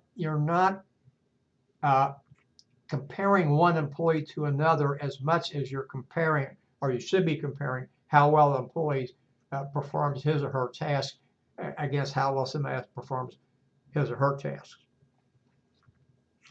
Halo or horn error, that's either rating everybody high or rating everybody low, and using a specific or some specific areas to color either high or low the entire evaluation. Similar to me, exactly what it says. Oh, that person does things like I do. I do my job well. I'm going to rate him or her high. You have to be careful about that. Here's comparison compensation programs. We have to be able to pay attention to this because good compensation programs are what attract the type of employee that you want. And it helps build morale. It helps build incentives for doing the job well, etc. There's 3 ways you can do the wage setup. You can lead the market, you can meet the market, you can lag the market. And compensation can be the same way. I always like to stop here and tell a short story about a friend of mine who was an accountant. And he had a couple of jobs, goes back a number of years, he had a couple of job offers. And they were here in Cincinnati. And one was downtown and one was kind of on the outskirts of downtown, not still in the city, but on the outskirts. And I thought, take the job downtown and get great restaurants, you can go out to lunch and things like that. He took this other job. The pay was the same. And I said, well, why did you take this job? And he said, because they had off-street parking. That was a benefit to him. And it wasn't, salary was the same, et cetera, but that was a benefit. He didn't have to pay for parking. So those things have to be thought about. And by the way, you'll see that in SAS. They talk a little bit about that. Just types of pay systems. We get into bonus pay, gain sharing, profit sharing, stock options, things of that nature. And of course, hourly wages are salary. A salaried person gets paid his or her salary regardless of the number of hours he works. Does not get paid overtime. And compensating teams, this is more difficult. And one of the reasons it's more difficult is because you want the team to buy into the total compensation package. And so you're compensating the team itself and not individuals. And that's always difficult to do. Fringe benefits, talks about fringe benefits in 1929 versus today. I don't think that's a fair comparison because the workforce has changed. And so has industry. Matter of fact, we didn't get many of the benefits we have until World War II. I'm going to talk about that more when we get to chapter 12. And yes, healthcare is a big thing. We have to get healthcare under our belt and get that 500-pound gorilla wrestled with. The Affordable Care Act has made some dent in it. Of course, people want to roll that back because they don't like it. They don't have an alternative. They just don't like what was put into effect.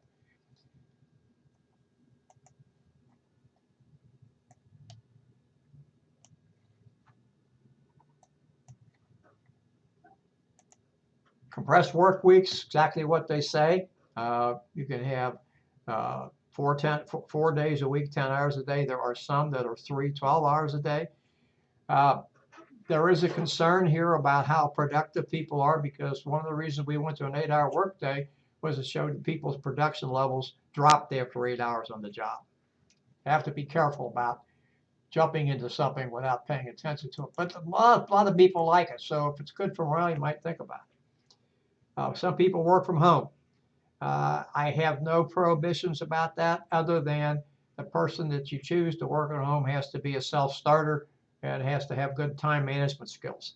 If that person does not, don't send them home to work for themselves because they're going to be frustrated and so are you. Working through virtual networks, another way to do things, people do that. World's worst commutes, I'm not going to talk about that. Job sharing benefits, so exactly what it says, 2 people share the same job. Benefit to that is it keeps people in the workforce who want to be in the workforce. Of course, it's not full-time, and the benefits are less because it's not full-time, but people do like that, so it's a benefit you may want to think about. Moving employees, this is always difficult. HR has to be in the middle of this. They have to know who is going to resign or they think is going to resign. They have to know who's going to retire and help the people through the retirement window. things of that nature. And then, of course, you always have people that are going to be terminated. That's not a pleasant experience. If you're a big company, you tell the person the reason for the termination privately. Should have a witness. Take the person back to his or her workstation, collect all the things they have to be collected, including the security code for the computer, etc., and then have your security people walk them off the premises. A little bit more difficult for a small company, but they have to go through some of the same processes. And then this is what I just talked about. I'm not going to repeat what I talked about. It's there for you to see. And at 6:30, that brings us to the end of Chapter 11. Do you have any questions? Oh, no, this is all right. great. Well, we'll take about 5 minutes. Please come back at 6:35, and then we'll get into talking about unions and management and employee contracts. Okay, thank you. Okay, all thank right. you.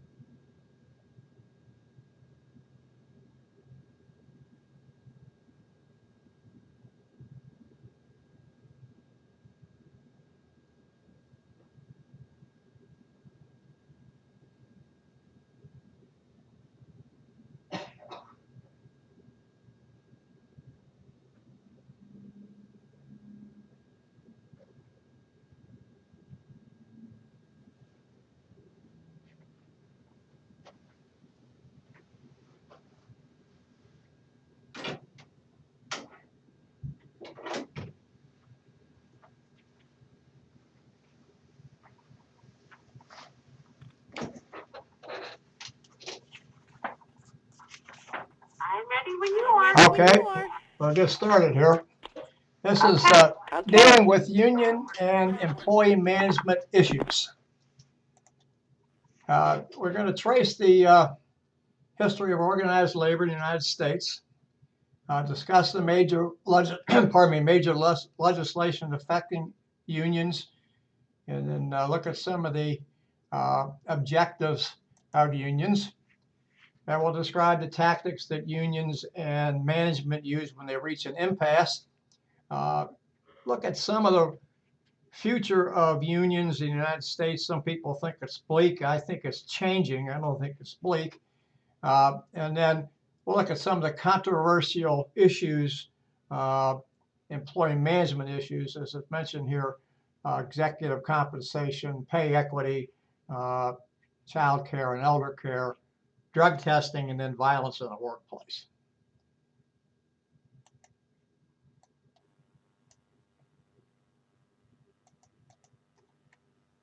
Organized labor, these are, as we know, employee organizations. And the main goal here is to represent the members of the organization in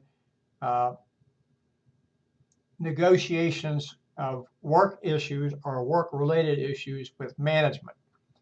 Look at some of the things that unions were responsible for or directly responsible for or had a hand in getting passed in the United States. Minimum wage, overtime, workers' compensation, severance pay, child labor, etc. Another thing that is not mentioned on this slide, before I get to this one, is that many of the benefits that we take for granted today, like 2 weeks vacation, 2 weeks paid vacation, and some health care and holiday pay and things of that nature, came from unions. And this came directly from World War II, and there was a wage and price freeze in the United States. And so the unions, many of them, not all of them, but many of them went to their employers and said, look, we know you can't raise wages, or we can't raise wages, or we can't ask for salary increases, wage increases, I should say. How about giving us some benefits?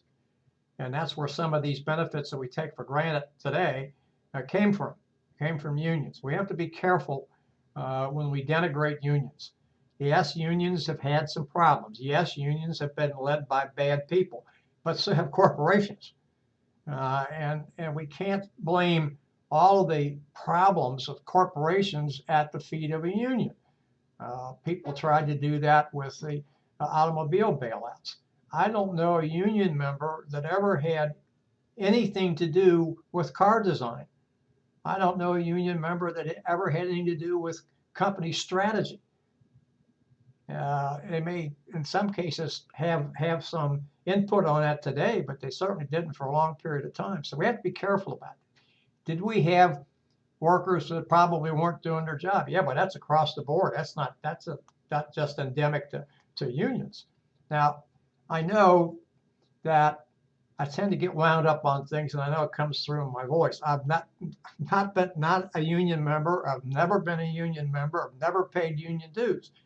I just think it's unfair to make some people be a scapegoat simply because we don't like unions, or we don't like this, or we don't like that, or something else. Usually what I have found is when there are problems within a company, fingers can be pointed in every direction, and they're probably right. We find more union members today as part of the federal government union, our state unions, and there have been governors, as is mentioned here on the slide. The governor of Wisconsin, who's still a governor, was reelected this past November, like to blame the unions for the problems of the state budget. That's just fallacy as far as I'm concerned. Are they paid too much? Well, they might be. But that's something that they've negotiated with the government. And now to say, okay, we're going to take away this collective bargaining right because we don't like the fact that we've given in to you, and we're going to, from our transgressions, we're going to punish you guys. I just don't think that's fair. Yeah, the governor survived a recall election. He got elected this year. That's all well and good. I just think we need to treat people fairly, hold them to their requirements. and there's no problem with that. And most unions are on the up and up, and I think most of them are. They're going to make sure that the employee works to whatever he or she's supposed to work to. And this just gives you the difference between private sector, if you will, employee unions and government unions. Look at what the goals of unions are. To be able to work with effectively with management that's competent. What's wrong with that? Nothing, I wouldn't think. They want to be treated well. And there's nothing wrong with that. You know, for too long a period of time, employees in this country were not treated very well. People forget about that. And then finally, to receive a reasonable share of the wealth that they help generate. And I don't think there's anything wrong with it either. None of us should. That's fairness. The first unions in this country were what we call craft unions. Maybe you prefer to extend that to art and craft, but they were mostly crafts people. The first organized union that we know, or people that banded together to start a union, were the cordwainers in Philadelphia in 1792. Cordwainers are actually shoemakers, and they wanted to, some fair wages, and they wanted to have good work hours. It was not unreasonable to see people years ago work 60 hours or more a week. As I mentioned, and I think you were there for the maybe you weren't for the Hawthorne experiment. The average work week in the first part of the 20th century was 6 days a week, and it was 10 hours a day. The unions saying, let's have a fair work week. It's not unreasonable. This is one of the things that helped unions move along in the country. Of course, we had some before that, and we'll talk a little bit more about that. But this was the Triangle Shirt Fire in 1911, where 146 women perished because they were trapped. They couldn't get out the doors. The doors were locked to keep them in to work.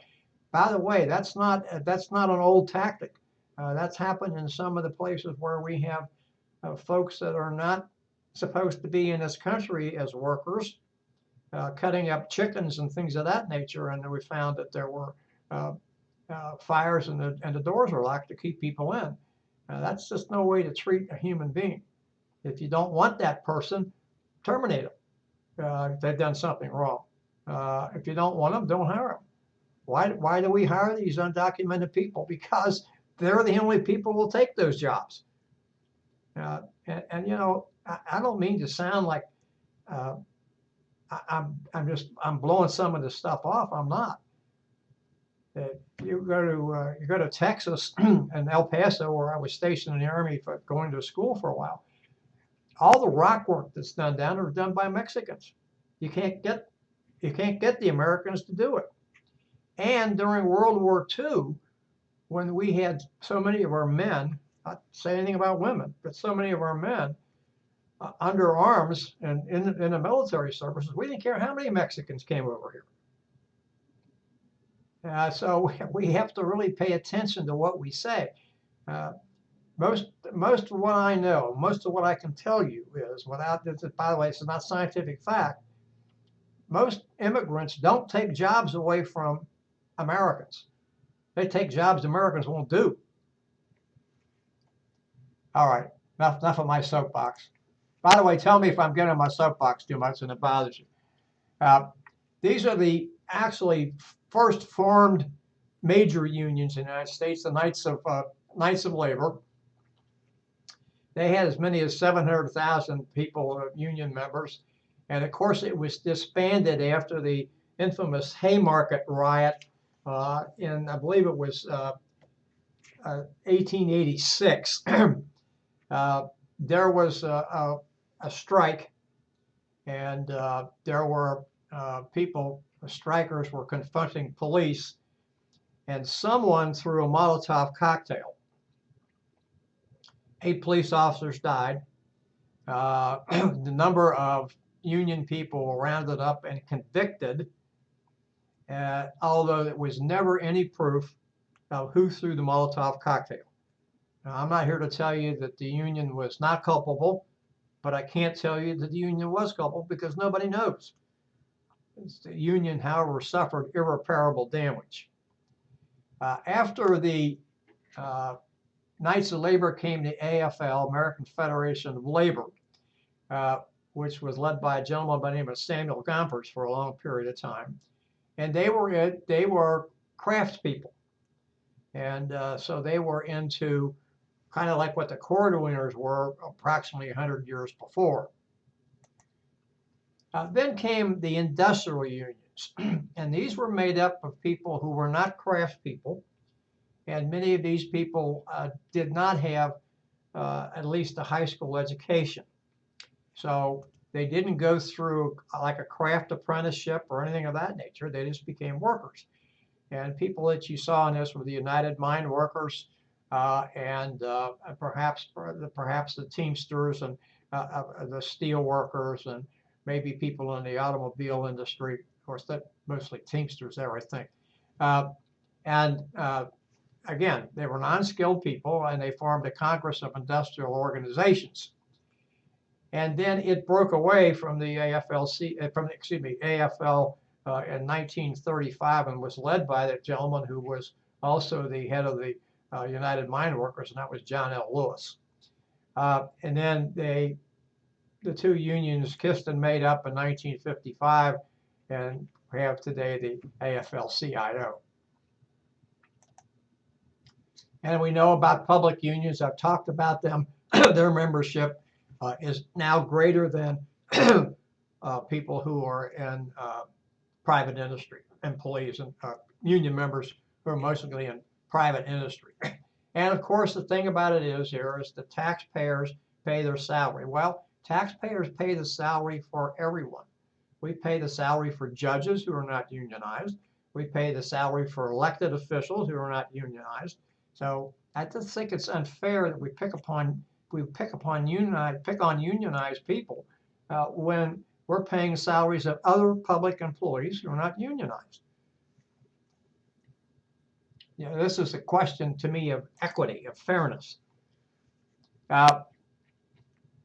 We have some very important labor laws.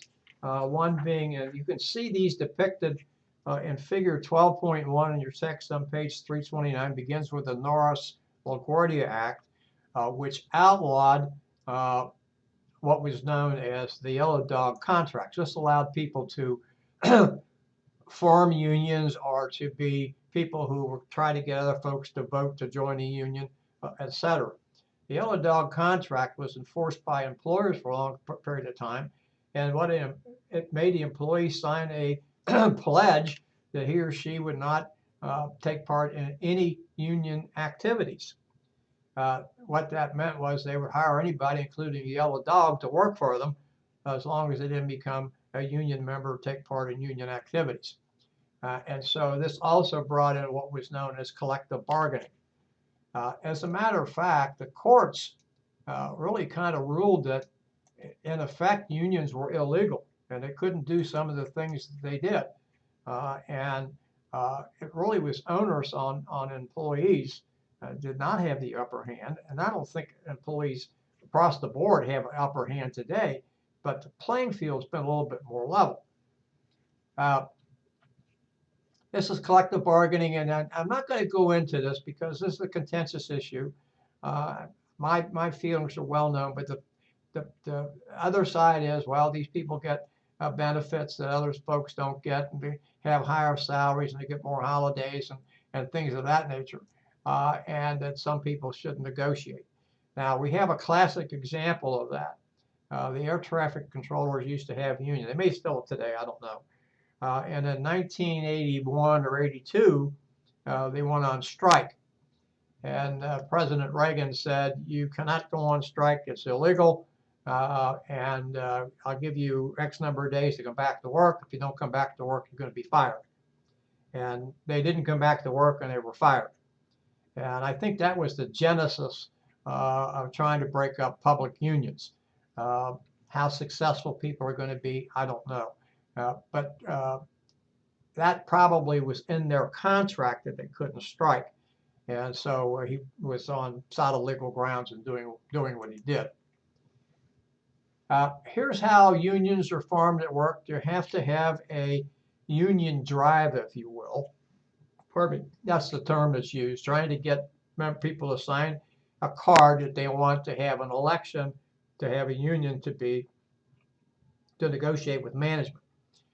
And then the National Labor Relations Board will come in if there is a sufficient number of people. I think it's 30% of the employees, registered employees, or employees that are on the books, whatever the right term is.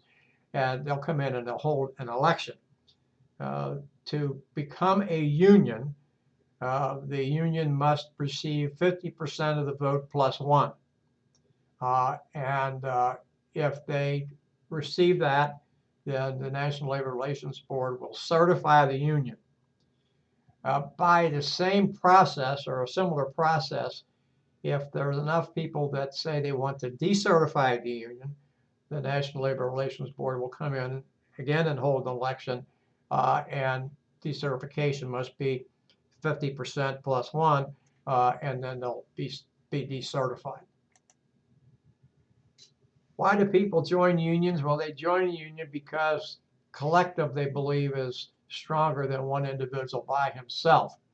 Many of the unions were started because there was poor management employee relationship. And notice that there are poor working conditions and things of that nature. And the last thing that's mentioned here is a union's reputation. The union has a reputation of being successful in negotiations with management on a range of employee issues. The chances of being voted in will obviously be greater than one that does not have a successful track record. Labor management agreements, this is what they do. They sign an agreement. Usually the terms of the contract, for the most part, are 3 years. There are some that are 4, and there are some that can be longer than that. And it sets the terms and conditions under which that contract, the terms of that contract will be fulfilled for however length the contract is. There's also, notice there, a union security clause and a stipulation that those people who get the same benefits as the union members do, but who do not belong to the member, they must either, but who do not belong, have a choice of either joining the union or paying union dues. They don't have to do both. Here are some agreements. A closed shop specifies that workers had to be a member of the union before they could be hired. Union shop says they don't have to be members, but they have to join the union after a specified length of time after being hired. And then agency shop allows people to hire non-union workers who do not have to join the union, but do have to pay union dues. Then we have right to work laws. These are a number of states, and by the way, there's a graphic here I'll show you next, and then you can see it on figure 12.5 at the bottom of page 332. This says that anybody who wants a job can have a job as long as he or she's qualified and doesn't have to join a union. This was part of the Taft-Hartley law that became law of the land in 1947. It's interesting to note that when this law was passed, President Truman vetoed it, but the Congress overrode his veto. And if you are not sure about that, both houses of Congress have to vote to override a veto by a majority of 2/3. And I can't give you exactly what 2/3 is in the House. There are 435 members. In the Senate, it is 67. There's 100 members in the Senate, so it has to be 67. And these are the states that have right to work laws. And most of those states are not unionized and have never been unionized. And many of those states have, especially in the South, have enjoyed bringing automobile manufacturers to their shores, if you will, because they are non-union. For instance, I believe it is Mercedes has opened a plant in Alabama, certainly, and then there's an automobile, foreign automobile dealer. I want to say Volkswagen. Don't hold me to that. That's opened a plant in South Carolina, and there are others, but those are the two that I know right off the bat.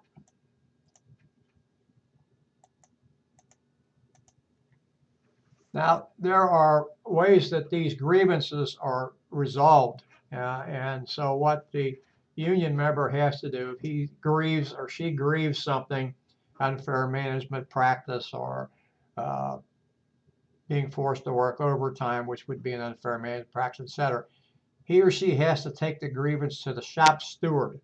That person is a union official who works in the organization and represents the employee's interests. Now, you try to use both mediation and arbitration. They are different, we'll talk about that later on. But there are similar types of tactics to try to reach an agreement.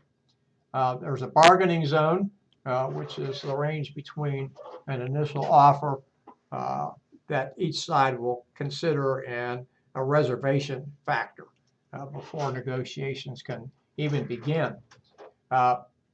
Mediation uses a third party, and that person, the mediator, by the way, there are federal mediators, and his or her job is to keep the parties talking to each other, to keep the negotiations moving in some direction, hopefully not backward. But he or she is not a final authority. They're only there to sort of shuttle back and forth and bringing offers and counter offers and things of that nature. An arbitrator, on the other hand, has the authority to render what is known as a binding decision. And that's because both sides have agreed to use the arbitrator, and both sides have agreed that they will abide by the arbitrator's decision. We see that very frequently in professional sports, especially in baseball, and both sides will tell you they do not like to go to arbitration because no matter who wins or who loses, there's going to be a bad taste in somebody's mouth.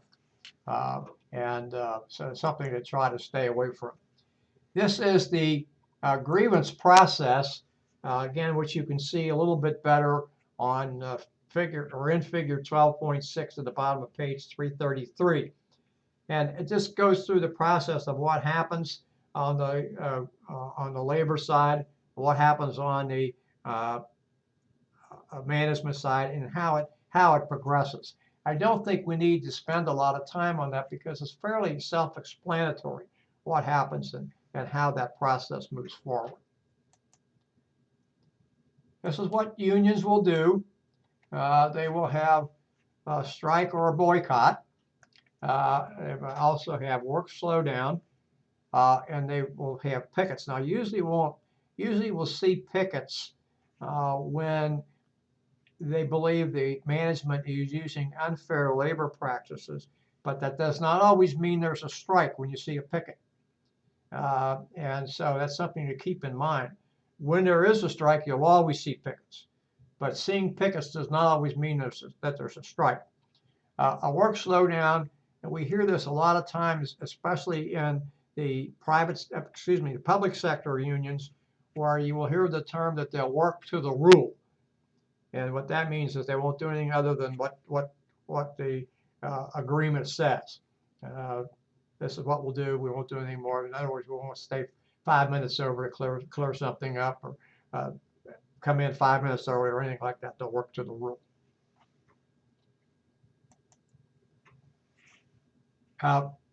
We'll just talk about this. When there's a strike, the workers don't go to work. Simple as that. There are two kinds of boycotts. There are primary boycott, and a secondary boycott. In the primary boycott, those on strike, usually it's when they're on strike. Now, sometimes it may not be, but it's usually when they're on strike. They will encourage the members and the general public not to buy the company's products.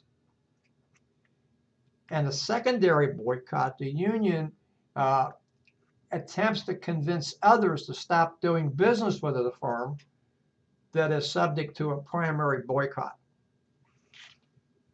The other firm to stop doing business with a firm that is subject to a primary boycott. And then management will lock people out. It means, shut the gates and put a lock on the gates. You can't come to work. You can't come to work. You can't collect the paycheck. They will try to get injunctions, and then they will try to get try to use strike breakers. In other words, people that are substitutes. Normally, a pejorative term used for those people is scabs. The injunctions you don't see very often. The injunction is simply going to court and asking the court to order the union back to work. That's a tactic that's not used too often. You do see it used when national security is concerned. Maybe the company has a federal contract or something of that nature. I haven't seen an injunction used in a long period of time, or even a request for an injunction, although it could be. I just haven't seen it. I don't seem to be doing them as long as they used to be. And this slide just goes back and reinforces what I said. Says it probably a little bit differently than what I mentioned, but that's the salient part of all of it. And this is the making ethical decision. I think it's a very interesting scenario. I encourage you to read it and decide what you think you would do. Again, it's not something you're required to do. I just encourage you to do that. The number of union members in the United States is falling because, of course, we're an individualistic society and we think that we don't need a collective to settle any problems that we have. So we do have fewer union members today than we used to have. I think part of that's due to the fact that management has changed its philosophy in dealing with workers. That's not across the board, of course, but in some cases it is. And I think that workers feel a little bit better about things in that nature. Many unions, in order to keep jobs, have given back to organizations. There have been cases, and recently, especially in the case with Hostess, where a union refused to do that. I think it was the Bakers Union. There were a couple of unions involved, and the one union said, okay, we'll give back. The Bakers Union said, no, we're not going to give back because we've given back, and your plan now does not show any way that you're going to be able to move the company forward. As we know, the company filed for bankruptcy protection, and then Hostess, or at least the name Hostess, and I guess the rest of the stuff that goes along with the name, was bought out by someone else. Hostess is back in business, but it's run by an entirely different company. Give-backs are, I think people have to make it up in their own mind whether it's useful or not. Sometimes it is, sometimes it's not. And in the case of Hostess, which I wanted to bring up, that one union felt that it was not useful anymore to give back, that already given up enough. What we'll find in the future, I'm saying this probably a little bit differently than what's on this slide. It says that unions will take a greater role in training employees or training our union members. And I think that's probably true. What I think we're going to see unions do more of, and by the way, I can't think of the name of the SIEU folks. I can't think of the name of them. They do a lot with people in the hotel industry, et cetera, maids and janitors and folks of that nature. That union has been growing. It is very large, and some time ago, within the last year, 18 months, it threatened to pull out of the AFL-CIO. It did not, but that's still liable to happen. I think we'll see more of unions trying to go after white collar workers. There was an initiative in New York and New England states to unionize interns and medical interns and medical residents. I don't know where that went. There was an initiative on the West Coast to unionize graduate assistants. I think we'll see more of that in the white collar area. How successful they'll be, I don't know. But in some cases, there was, an idea of overwork and underpay and things of that nature. And that's where unions come into play, where management is resistant to change. Now, for instance, I'll give you this is a little bit of a side thing, but the reason that interns and medical residents work the number of hours they do is because it's based upon a doctor from the 19th century, a physician from the 19th century known as Halsted. By the way, I'm not making this up. Halsted was a very interesting individual. He was a cancer surgeon and a few other things, but Halsted was also a drug addict. He was addicted to cocaine. And because of that, he could work these enormous hours. And so that was they took on what Halsted did. Nobody has ever gone in and said, is this adequate to do this? Should we have medical residents and interns working 100+ hours a week? After a period of time, your brain simply cannot make the same decisions that it ought to make. If you're tired physically, pretty quickly you're going to get tired mentally. And so whether a union is right or not, I'm not here to say, but maybe somebody ought to relook at why they're doing things that they're doing based on a 19th century model in the 21st century. How much sense does that make? We don't communicate like we did in the 19th century. Why should we work the same way? Doesn't make a lot of sense to me. And by the way, I have some experience. I worked in hospitals a good bit after I got out of high school and I was in college. And so I saw some of what I'm talking about. This is just union membership by state, not something I'm going to go into. Compensation for executives is a huge issue. People believe that they're compensated too highly. That's an issue that can only be changed by the company's board of directors. And if enough pressure is brought to bear, it might change. I don't see that happening anytime soon, but I do see that stockholders are becoming more aggressive in what they're doing. I believe that executives ought to be paid based upon performance. And they shouldn't get bonuses if company's performance goes down. It was a case here in Cincinnati a few years ago where the CEO at that time of Cincinnati Bell was going to be given $1 million bonus, and yet the stock declined. Well, there was enough hue and cry from the stockholders that bonus got rescinded. And this is something about executive pay again, big issue. It's just going to have to come to grips with it. I think this last thing was economy has improved since we started in our recession in late 2007. But look at where CEO pay is. It's gone up over faster than it had in the previous 60 years. I'm not going to talk about that. That's a gee whiz slide that's different. That's sports athletes. They're probably overpaid as well, but they're not executives. They're not running anything. And this is what we're talking about here before boards of directors are being challenged. And I think you're going to see some issues come out of this, but don't expect anything to change in the next year or 2 years. I think it's going to be some issue. Dodd-Frank Act was passed, but the folks on Wall Street are doing everything in their power to chip back on that. And of course, we have a new majority in both houses of Congress, and they're going to do the same thing. And this, well, that's where I was. I didn't realize it went back. We have to be concerned about pay equity. We know that women make around 81 cents for every dollar a man makes. And while that is better than what it was a few years ago, it's still out of whack. People ought to be paid the same amount of money for the same amount of work. And there's no question about that. It's just a question of equity, which is fairness.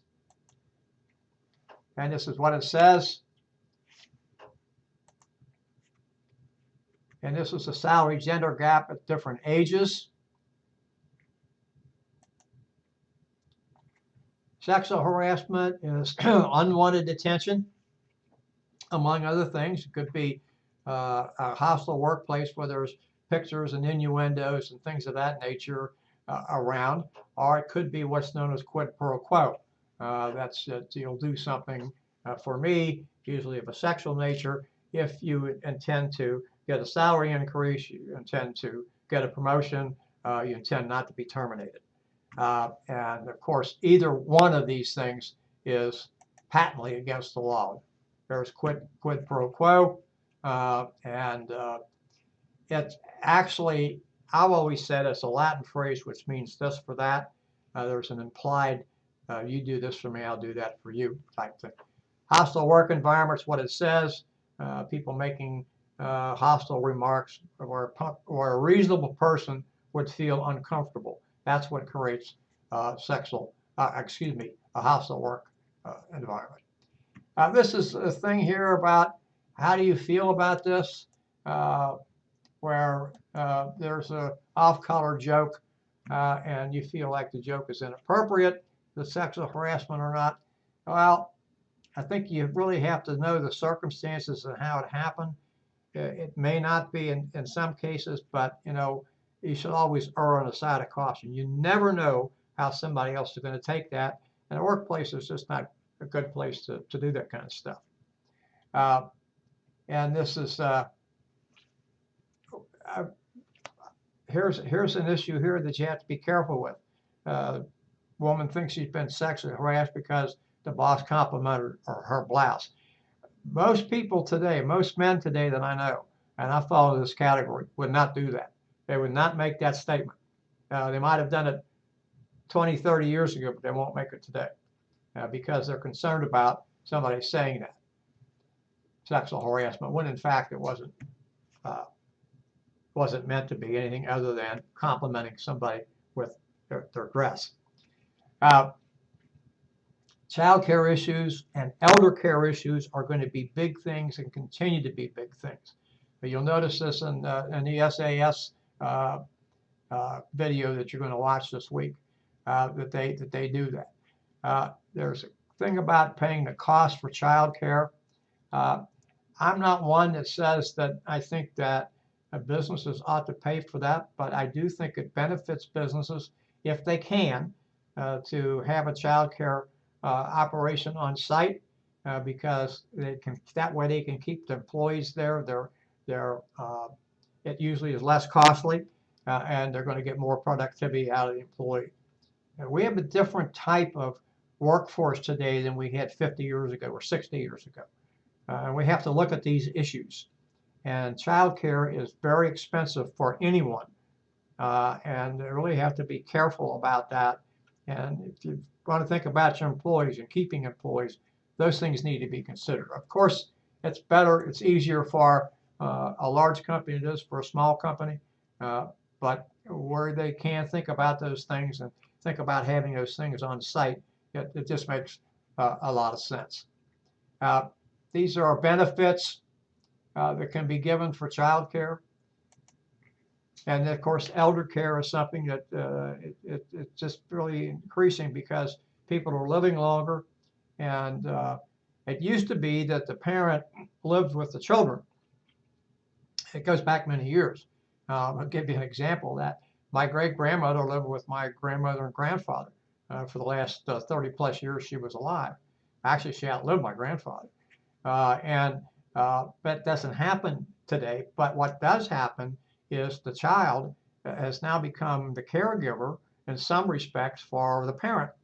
And so they use things like elder daycare and things of that nature. And that gets into the person's working time because he or she has to be concerned about that.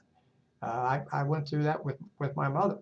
And, those things are never pleasant. They have to be attended to, but they're never pleasant. So that's something that also needs to be taken care of. And this is just talks about more boomers. I'm not a boomer, but more boomers taking care of parents. And some say because of that, they'll have to delay retirement. And there's some other things that are very, very important for people to look at. So where management can do something, and where businesses can do something, is to ameliorate those concerns for their workforce, they should. I'm not talking about management taking on extra costs or things of that nature, but where they can make it easy for the employee and still retain a productive employee who's a valued employee. I think that they should do that. And that brings us at 7:15 to the end of chapter 12. Do you have any questions I can answer? No, sir, I don't. No, sir, Okay. I don't. Well, thank you for attending. I always appreciate it. I look forward to talking to you next week, and the lecture will be uploaded around 9:30 tomorrow morning. Okay, you have a great week. Okay, you have a Okay, great you week. too. Thank you and good Bye-bye. thank you and good night. Bye-bye.